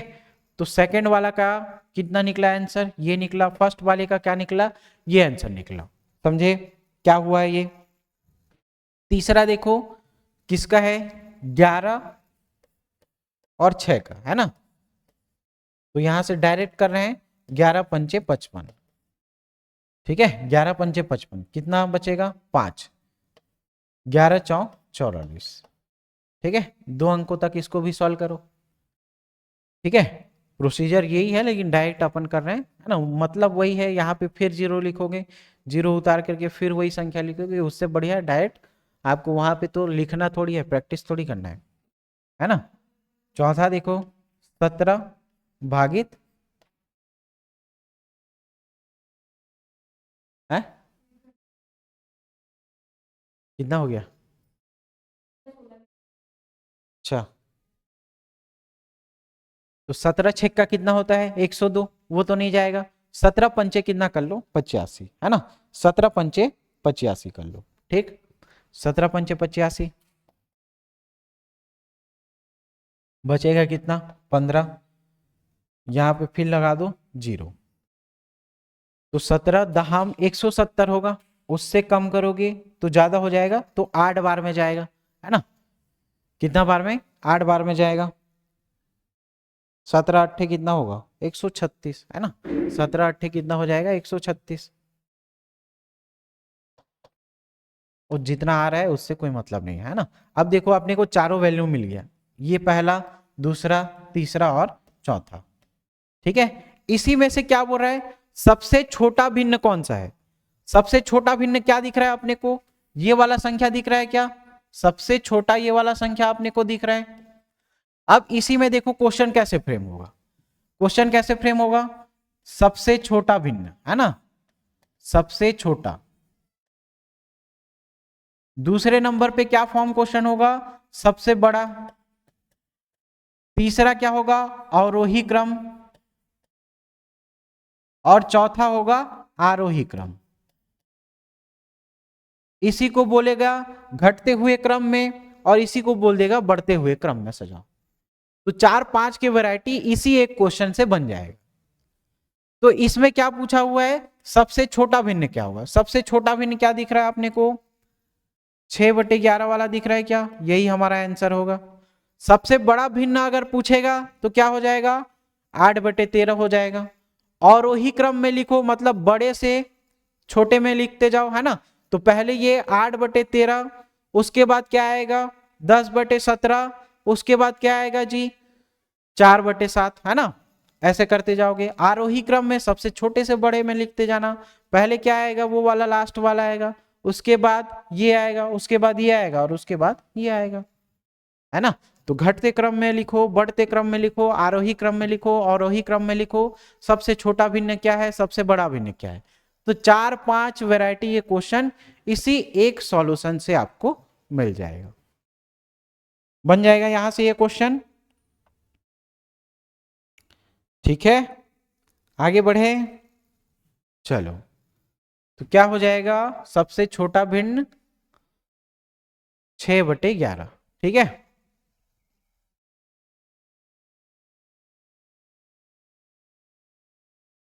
बीसवें नंबर का क्वेश्चन देखो, ठीक है। ऐसे वाले क्वेश्चन बनते हैं यहां से। अगर मैं ये इसको थोड़ा डायरेक्ट करने की कोशिश करूं, है ना, अगर ये वैल्यू इतने के बराबर है, 1/3718, यहां पे भी दिख रहा है क्या, 1/3718, ठीक है, 3718। तो यहां पे करना क्या है, देखो दशमलव के बाद यहां से काउंट करो कितना जीरो आ रहा है, 1 2 3 4 5 6 और 7, 7 संख्या दशमलव के बाद दिख रहा है क्या, डायरेक्ट कर रहा हूं यहां पे, है ना। यहां से देखो कितना दशमलव दिख रहा है, दशमलव के बाद कितनी संख्या, 3 संख्या यहां से, और दशमलव के बाद कितनी संख्या दिख रही है, 4 संख्या। तो 4 3 7 0 यहां से 7 0 यहां से डायरेक्ट कैंसिल हो जाएगा। आंसर क्या निकलेगा 2689 निकलेगा। अगर मैं डायरेक्ट करना चाहूं, थोड़ा नहीं समझ पाओगे है ना, यहाँ पे क्या हो रहा है, डायरेक्ट से क्या हो रहा है, क्वेश्चन को अगर बेसिक से सॉल्व करोगे लास्ट में आंसर यही आएगा। लेकिन अगर शॉर्ट तरीका इसका अपनाना चाहोगे तो दशमलव के बाद 3 संख्या, दशमलव के बाद 4 संख्या, 4 3 7 संख्या, दशमलव के बाद देखो यहां पे कितनी संख्या है, 3 3 6 और 1 7। तो सब जीरो आपस में क्या हो जाएगा, कैंसिल हो जाएगा और बचेगा क्या, यही वैल्यू, और यही वैल्यू किसके बराबर दिख रही है, इसके बराबर दिख रही है। तो 2689 क्या हो जाएगा, इसका आंसर होगा, है ना। ये बेसिक तरीका से अगर बनाओगे तो यहां पे देखो क्या करोगे, क्या बोला जा रहा है, 1/, अब दशमलव को नहीं लिख रहा हूं है ना, 3718। तो यहां से दशमलव के बाद कितनी संख्या है, 3 संख्या, तो 3 जीरो में आप ऊपर में लगा लूंगा इसका, है ना। इसके बराबर कितनी वैल्यू दी हुई है, देखो 2689 डिवाइडेड बाय यहां पे देखो कितने जीरो, 4 जीरो, दशमलव के बाद कितने जीरो, 4 जीरो, 4 संख्या दिख रहा है तो 4 जीरो, है ना।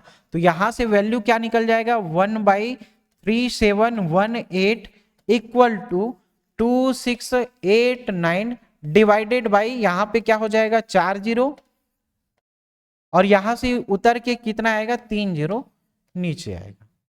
समझे क्या, इसके वैल्यू के बराबर क्या निकला, ये निकला। अब इसको सॉल्व करो, क्या बोल रहा है, 1/3718, है ना, 1/3718 कितना संख्या दिख रहा है, दशमलव के बाद 7 संख्या, है ना। तो यहां पे देखो ऊपर में 3 3 6 और 1 7, ये आएगा क्या, यहां पे कुछ दिख रहा है क्या आपको, 1/3718, 1/3718। तो इस वाले जगह पे इस वाले संख्या को लिख सकते हैं क्या, है ना, इस वाले जगह पे ये संख्या लिख सकते हैं। तो इसके बराबर देखो यहां से अगर मैं वैल्यू पुट करूं 1/3718, है ना, इसको मैं अगर यहां पे लिखना चाहूं तो यहां पे क्या लिखना पड़ेगा मेरे को, चलो देखो 2689 इंटू यहां से देखो 3 3 6 और 1 7 जीरो लगाना पड़ेगा, 3 3 6 और 1 7 जीरो डिवाइडेड बाई ये क्या वैल्यू दिख रहा है जी, पहले 4 जीरो दिख रहा है और इनटू में क्या दिख रहा है, 3 जीरो दिख रहा है। तो यहां से देखो ये 7 जीरो पूरा कैंसिल हो जाएगा, 3 यहां से 4 यहां से, टोटल वैल्यू कितना निकला 2689, 2689। ऑप्शन नंबर ए क्या हो जाएगा, सही होगा। लेकिन बेसिक इतना बना रहे हो, क्या मतलब का, जब 1 सेकंड में यहां से आपका क्वेश्चन बन जा रहा है, कैसे बनेगा, दशमलव के बाद संख्या काउंट कर लेना, है ना। तो 3 संख्या यहां पे दिखा, 4 संख्या यहां पे दिखा, टोटल 7, दशमलव के बाद 7 जीरो, यहां से काउंट कर लो कितना आएगा, 7 जीरो। तो ये जीरो आपस में कैंसिल हो जाएगा और इसके वैल्यू के बराबर कुछ दिया है क्या, यहां पे देखो 2689, यही हमारा क्या होगा आंसर। अगर इतना शॉर्टकट नहीं बनाना चाहते तो आप बेसिक से बनाओ, यही आंसर आएगा, ठीक है। तो मैथ्स के कुछ क्वेश्चन थे जिसको हमने बहुत ही आसान तरीके से कैसे बनाया जा सकता है ना। जो क्वेश्चन बड़ा बड़ा दिख रहा है उसको अपन 10 सेकेंड 20 सेकेंड 1 मिनट में कैसे आंसर ला सकते हैं। तो ये कुछ टिप्स एंड ट्रिक्स थे, इसको भी आप लोग क्या करोगे, फॉलो करोगे और प्रैक्टिस सेट इसमें लगाते रहना, है ना। हमारे द्वारा अमीन पटवारी का कोर्स भी लाया गया है जिसमें रिकॉर्डेड क्लासेस हैं, पीडीएफ नोट्स हैं, और अधिक जानकारी आपको लेना है तो आप दिए हुए नंबर पे संपर्क कर सकते हैं, है ना। अगला देखो रीजनिंग का क्वेश्चन, ये अपना क्या चल रहा था, मैथ्स का क्वेश्चन चल रहा था। आप देखो रीजनिंग के कुछ क्वेश्चन हैं, रीजनिंग के क्वेश्चन में ये क्या किया है, पहले ऑप्शन में देखो 3 लेटर का दिख रहा है OIL, है ना, ये कितना दिख रहा है, 3 2 5 लेटर का दिख रहा है। उसके बाद वो संख्या दिया है, अपने को निकालना है।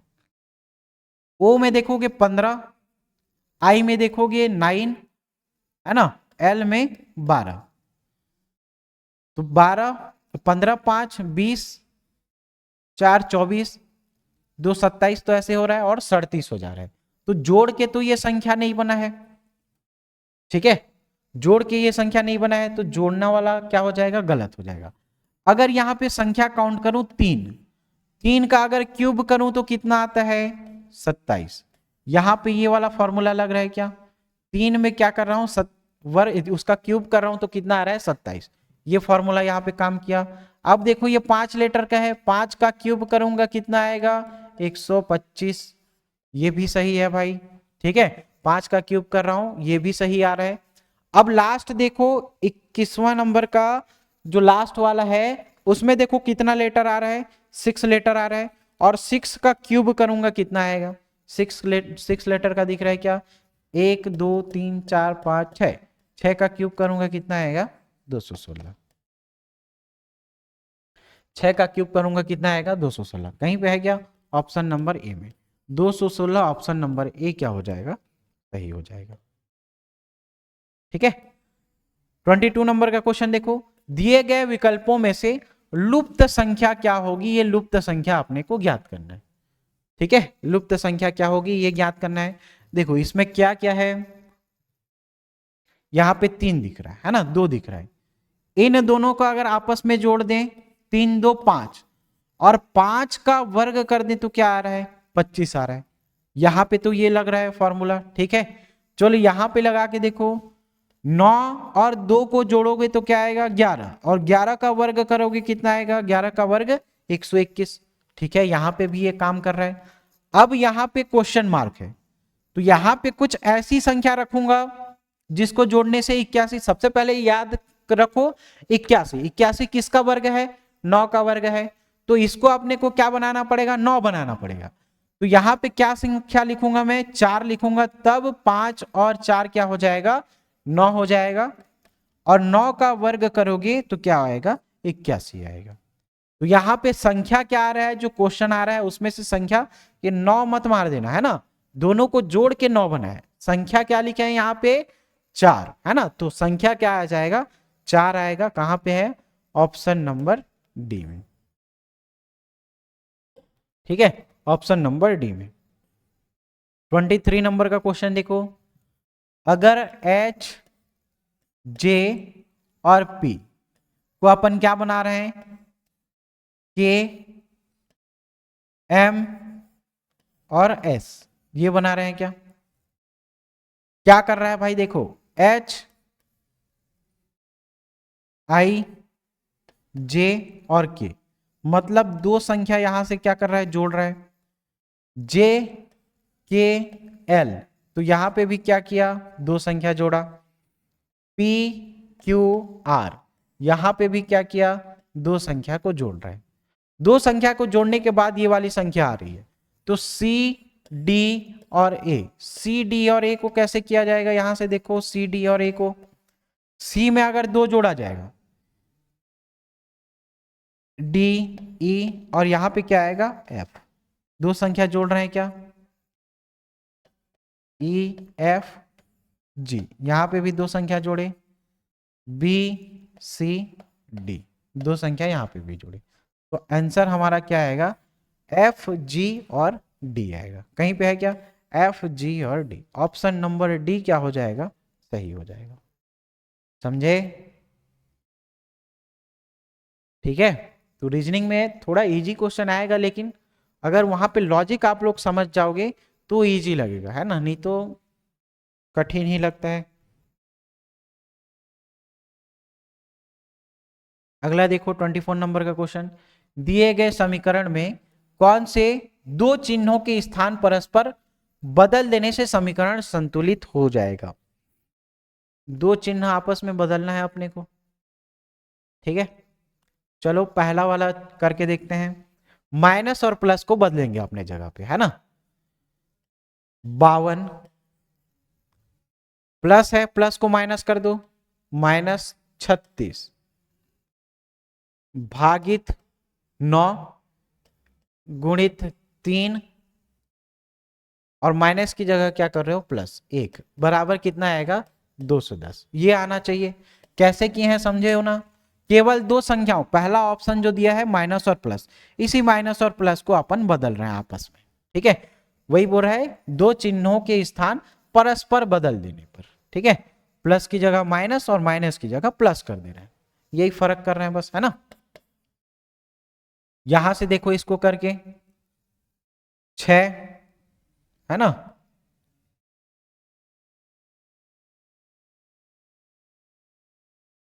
इसको सबसे पहले बोर्ड मास के थ्योरम से सॉल्व करो, है ना। 9×8 = 27, 9×4 = 36, 52 - 4 इंटू 3 और 1 4 बराबर 210। कैसे किए? बोर्ड मास का थ्योरम सबसे पहले क्या बोलेगा? भाग करने के लिए, है ना। इसको देख लो, 4 जाएगा मतलब ये क्या 48, 48 गुणित 4 करोगे, 8 16 8 या 24, 8 4 32, 3 4 4 16 और 3 19 बराबर 210। आ रहा है क्या?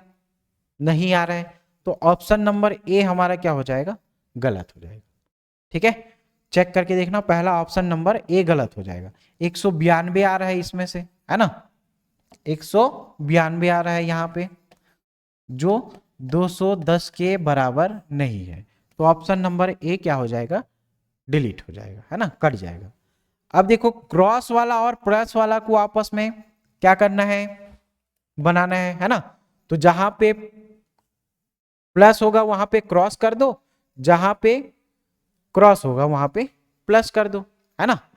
तो 52 गुणित 36 भागित 9, क्रॉस जहां होगा वहां पे क्या करना है? प्लस करना है। 3 - 1 बराबर 210। समझे ना क्या किए है? दो चिन्हों को आपस में बदलना है, क्रॉस का है और प्लस का है। जहां पे प्लस होगा क्रॉस करो, और जहां पे क्रॉस होगा वहां पे प्लस करो। ठीक है, सबसे पहले देखो इसको सॉल्व करेंगे। 52 गुणित 9×4 = 36 प्लस 3 - 1 मतलब क्या आ जाएगा? सीधा 2 आ जाएगा, है ना, 210। करके देखो, 4 दूनी 8, हाथ में आया 1, है ना, 5 4 20 और 1 21 नहीं आ रहा है क्या? ये 4 दूनी 8, 9 9 27, 9×4 = 4,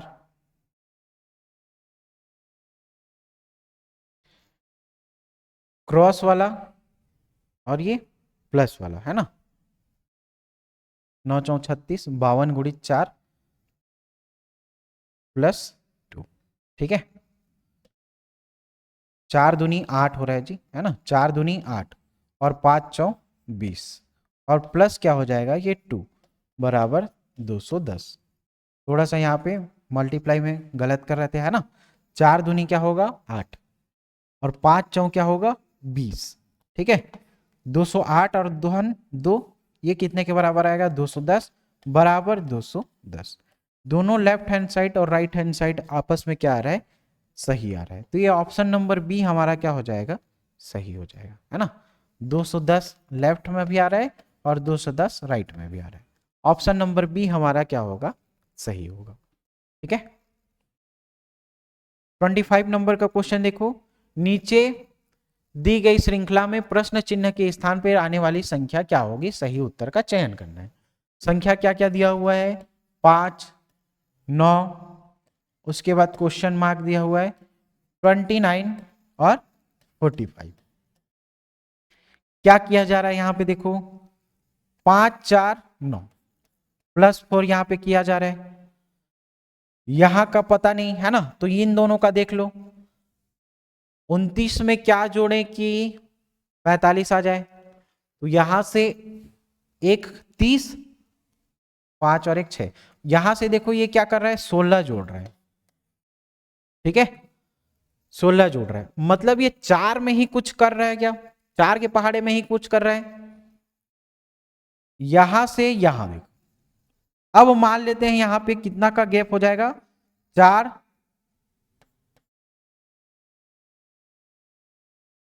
4 दूनी 8 करके देखो तो कुछ आ रहा है क्या? 9 और 8 जोड़ेंगे 17, ऐसा बन सकता है ना, एज्यूम कर रहे हैं। बनेगा कि नहीं बनेगा ये फिक्स नहीं है, ऐसा कुछ लग रहा है ना। यहां से 4 जोड़ रहे हैं तो ये संख्या आ रहा है, यहां पे 16 जोड़ रहे हैं ये संख्या आ रहा है, तो ये 4 के मल्टीपल में कुछ कर रहा है ना। 4 एकम 4, 4 दूनी 8, 4 तिया 12, हो सकता है ऐसा कुछ, है ना। तो यहां से क्या कर रहे हैं, ये 17, 9 और एक 10, 7, 17, ठीक है। 17 से इसका गैप देखो तो कितना आ रहा है, 17 से इसका गैप कितना आ रहा है, तो यहां से देखो 3 और 9, 9 3 क्या हो रहा है 12, तो ये हमारा सही हो जाएगा, है ना, क्योंकि ये 4 के मल्टीपल में ही अब चल रहा है। अगर यहां पे 17 करके देखो तो ये क्या दिख रहा है, 4 का गैप दिख रहा है, यहां से यहां पे ये 8 का गैप दिख रहा है, यहां से यहां पे ये 12 का दिख रहा है, और यहां से ये कितना दिख रहा है, 16 का दिख रहा है। यही सब चल रहा है क्या आगे, है ना। तो ऑप्शन हमारा क्या हो जाएगा, ऑप्शन नंबर बी 17 क्या होगा, सही होगा।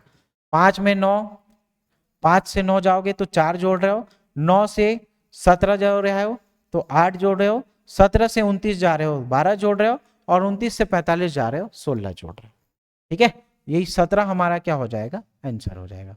4 के मल्टीपल में ही चल रहा है, 4 दूनी 8, 4 तिया 12, 4 चौक 16, ठीक है। तो 17 क्या होगा हमारा सही आंसर होगा। 26 में देखो क्या किया है, FUMIC को क्या लिखा जा रहा है, 6, F 6 होता है, U कितना होगा 21, M कितना होता है 13, I कितना होगा 9, और C कितना होगा 3, ठीक है। इसी को ये लिखा है क्या, 6, 21, 13, 9 और 3, जो मतलब संख्या है वही संख्या यहां पे लिखा हुआ है। ये कोड आपको याद होना चाहिए, है ना, कोड 26 तक याद होना चाहिए। जैसे यहां पे क्या लिखा है, STEAM, S का क्या होता है S19, T क्या होगा 20, E5, A का क्या होगा 1, 13, ऐसा कुछ लिखा है क्या यहाँ पे देखो, 192, हाँ 192, 05, 05, 113, 113, मतलब ये क्या लिखा हुआ है, जो संख्या दिया हुआ है उसी का क्या कर दिया है, ये संख्या को लिख दिया है। तो इसी कोड में इसका मतलब क्या होगा, PRO और P, ठीक है। P का क्या होता है 16, ठीक है। R का कितना होगा, R 18, R 18, O का कितना होता है O 15, और P का क्या होता है 16, 16 18 15 16, कहीं पे दिया हुआ है क्या, 16 18 15 16, इन दोनों ऑप्शन में तो नहीं दिख रहा है, 16 18 15 16, 16 18 15 16, 16 18 15 16, ऑप्शन नंबर सी क्या हो जाएगा हमारा, सही हो जाएगा, है ना। 16 18 15 16, यही सही हो जाएगा हमारा। अगला क्वेश्चन देखो, एक विशिष्ट कोड में इसको अपन ये लिख सकते हैं TRUMP, तो T20 होता है, R18, U21, M13, ऐसा कुछ लिखा हुआ है क्या यहाँ पे, नहीं लिखा हुआ है ना, 2 में ऐसा कुछ नहीं लिखा है, 6 ये भी नहीं लिखा है, 3 ये भी नहीं लिखा है, तो ऐसा कुछ नहीं किया है, 2 और 1 3, 6 और 1 7 करोगे यहाँ पे 6 लिखा हुआ है, तो ऐसा कुछ नहीं किया है ना यहाँ, तो ऐसा नहीं किया है तो क्या किया है देखो TRUMP, अब ऐसा नहीं करेगा तो जो निकालने के लिए पूछ रहा है अपने को वो वाला संख्या देखना पड़ेगा, जो निकालने के लिए बोल रहा है वो वाला संख्या देखो, यहां पे क्या निकालने के लिए बोल रहा है GRUN और T, ये निकालने के लिए बोल रहा है ना, इसमें कहीं पे G है क्या, नहीं, इसमें कहीं पे G है क्या, हाँ G यहां पे दिख रहा है, R भी वही है क्या, R भी वही है, U यहां पे दिख रहा है, N यहीं पे दिख रहा है, और T यहां पे दिख रहा है, तो यहां पे जो संख्या दिया हुआ है उसी को अपने को कोड बना के लिखना है। क्या बोल रहा है TRUM और P, तो T का वैल्यू कितना है 4, R का वैल्यू 6, U का वैल्यू 3, M का वैल्यू 2 दिया हुआ है, और P का वैल्यू 1 दिया है। वैसे ही देखो GRAI और N, GRAI और N,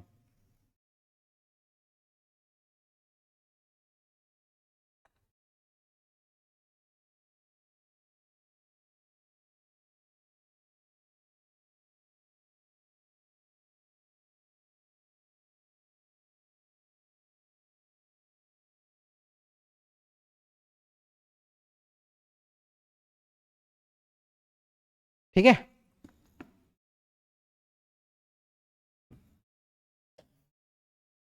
इसको क्या लिखा है, 7 6 5 9 8, यही लिखा है क्या। तो लास्ट में अपने को क्या लिखना है, GRUNT। तो G का वैल्यू कहीं पे दिया है क्या, G का वैल्यू 7 दिया है ना। R देखो कहीं पे दिया है 6, U कहां पे दिया हुआ है 3, N कहीं पे दिया है क्या, N का वैल्यू 8 और T का वैल्यू क्या है 4। ऐसा कुछ दिया है क्या, 7 6 3, 7 6 3 8 और 4। ऑप्शन नंबर डी क्या हो जाएगा, सही हो जाएगा। समझे कैसे किए इसको। अब देखो 28 नंबर का क्वेश्चन, 3 और 4 बजे के बीच घड़ी की घंटे तथा मिनट की सुइयां कब एक दूसरे के विपरीत होंगी या कब एक दूसरे से 180 डिग्री का कोण बनाएंगे। ठीक है, 180 डिग्री का कोण बनाएंगे। तो ऐसे क्वेश्चन को कैसे सॉल्व किया जाता है जी, तो देखो सबसे पहले क्या करना है, यहां पे सबसे पहले मिलन का समय 3 और 4 के बीच घड़ी के सुई घंटे की सुई और कब एक दूसरे के विपरीत होंगे या कब एक दूसरे से 180 डिग्री का कोण बनाएंगे। 180 डिग्री का समय देखो, यहां से मिलन का समय पहले देख लो, मिलन का समय, इसका मतलब मिलन का समय का फॉर्मूला क्या होगा, 5 गुणित घंटा इंटू 12/11, यही होता है क्या। ठीक है, दोनों के बीच कोण बनेगा, वो कोण का फॉर्मूला भी 60 into hour minus 11 into minute by 2। मिलन का समय ये होगा, कोण का फॉर्मूला वो होगा, है ना। कौन सा कोण वाला formula, 60 into our minus 11 into minute divided by 2। ठीक है, अब इसको देखो, मिलन का समय निकालना क्या है। एक सवाल यहां पे और दिया हुआ है, एक दूसरे से विपरीत मतलब 180 डिग्री। ठीक है, 180 डिग्री। तो जैसे ये घड़ी देखते होगे, यहां पे 12 है तो उसका उल्टा क्या हो जाएगा 6, यहां पे देखो 3 बचता है तो यहां पे क्या 6। विपरीत का कहने का क्या मतलब है, जब घंटे की सुई इधर होगी तो मिनट की सुई किधर होगी, जस्ट इसके इधर, है ना। यहां पे 3, यहां पे क्या होगा 9, है ना, यहां पे 6। क्लियर, समझ में आया। तो ये क्या बोल रहा है देखो, 3 और 4 बजे के बीच में, तो 3 और 4 के बीच में, 3 और 4 के बीच घड़ी में घंटे की सुई और मिनट की सुई कब एक दूसरे के विपरीत होंगे, है ना। तो 3 और 4 के बीच में तो कहीं ना कहीं तो होगा, वो देखो 3 और 4, तो पहला अपन समय लेंगे, है ना। 3 और 4 के बीच में कहां पे रहेंगे इसका तो मालूम नहीं है अपने को, तो जो समय दिया हुआ है पहले वाले समय को लो, कितना है 3। जब घंटे की सुई इधर 3 में है, मिनट की सुई क्या होगा जस्ट इसके विपरीत, है ना। या घंटे की सुई या मिनट की सुई को क्या लेते हैं मिलन के समय में, जब ये 180 डिग्री पे होगा, तो अगर समय 3 है तो घंटे की सुई को क्या माना जाता है 9, है ना। विपरीत बोल रहा है, अगर ये 0 डिग्री बनाता तब 3 का 3 ही रहता, है ना, घंटे की सुई। अगर ये क्या बोल रहा है 180 डिग्री पे है, तो ये घंटे की सुई जो अपन पहले जो 3 लिए हैं उसके विपरीत जगह पे होगा, मतलब अब घंटे की सुई कहां होगा, वो कहां होगा, तो 3 के जगह ना होकर के वो क्या हो जाएगा 9 की जगह होगा, है ना, इंटू 12/11। बस यही एक थोड़ा सा लॉजिक लगाना है यहाँ पे, है ना।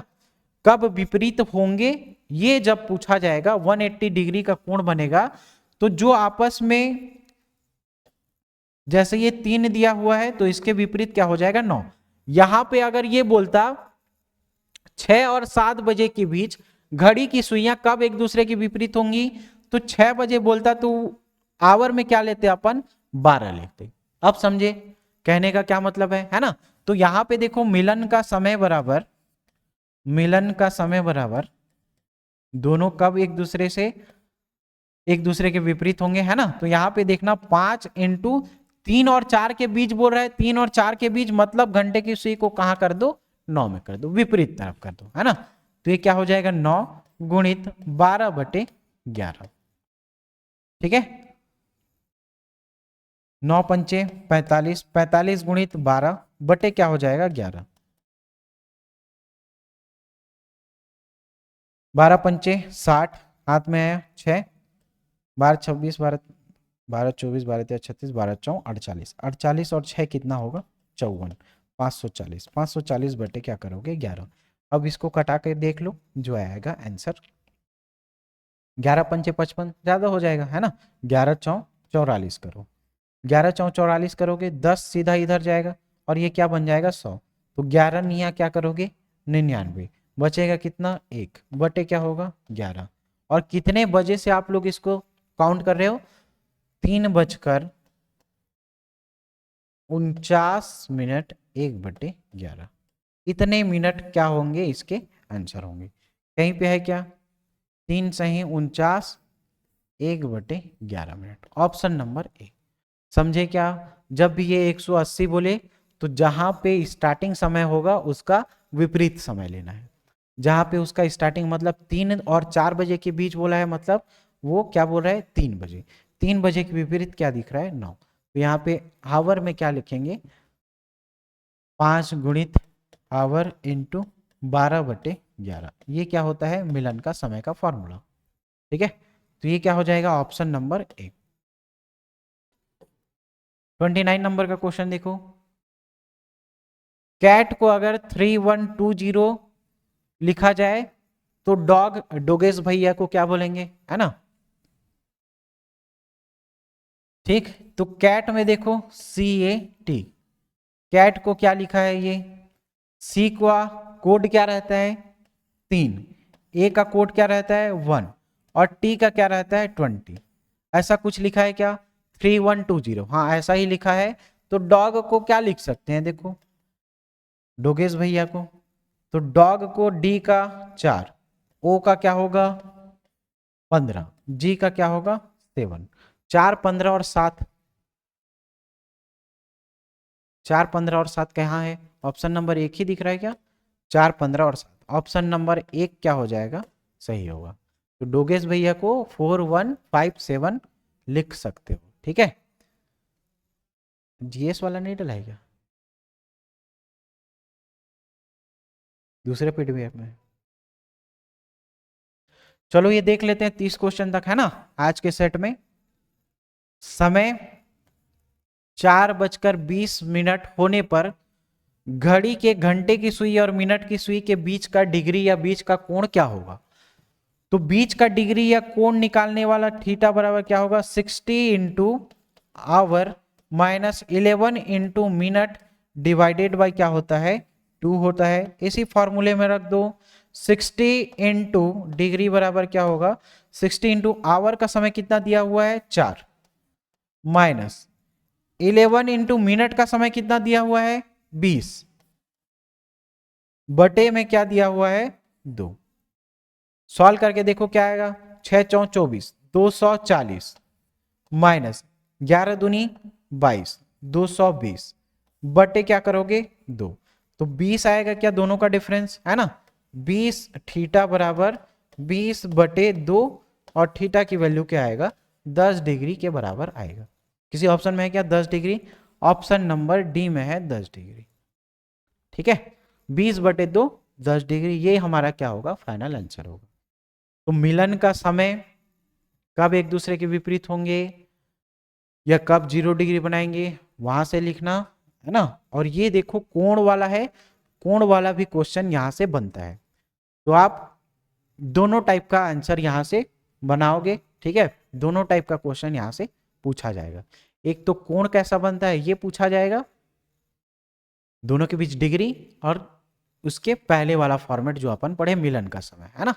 तो इसको एक बार सॉल्व करके देखना, बहुत अच्छे अच्छे लेवल के क्वेश्चन थे, है ना। ऐसा क्वेश्चन व्यापम पूछा जाता है, व्यापम में पूछा जाता है, रीजनिंग के सवाल भी आप लोग आसानी से यहाँ से बना सकते हो। और मैथ्स में जितने भी आप पढ़े हैं सब ट्रिक वाइज पढ़े हैं, कैसे उसको कम समय में आंसर निकाला जा सकता है। तो ये सेशन बहुत ही अच्छा रहा है, ठीक है, नेक्स्ट सेशन में अपन कुछ और क्वेश्चन को लेकर के आएंगे। मिलते हैं अगली कक्षा में। थैंक यू, धन्यवाद सभी को।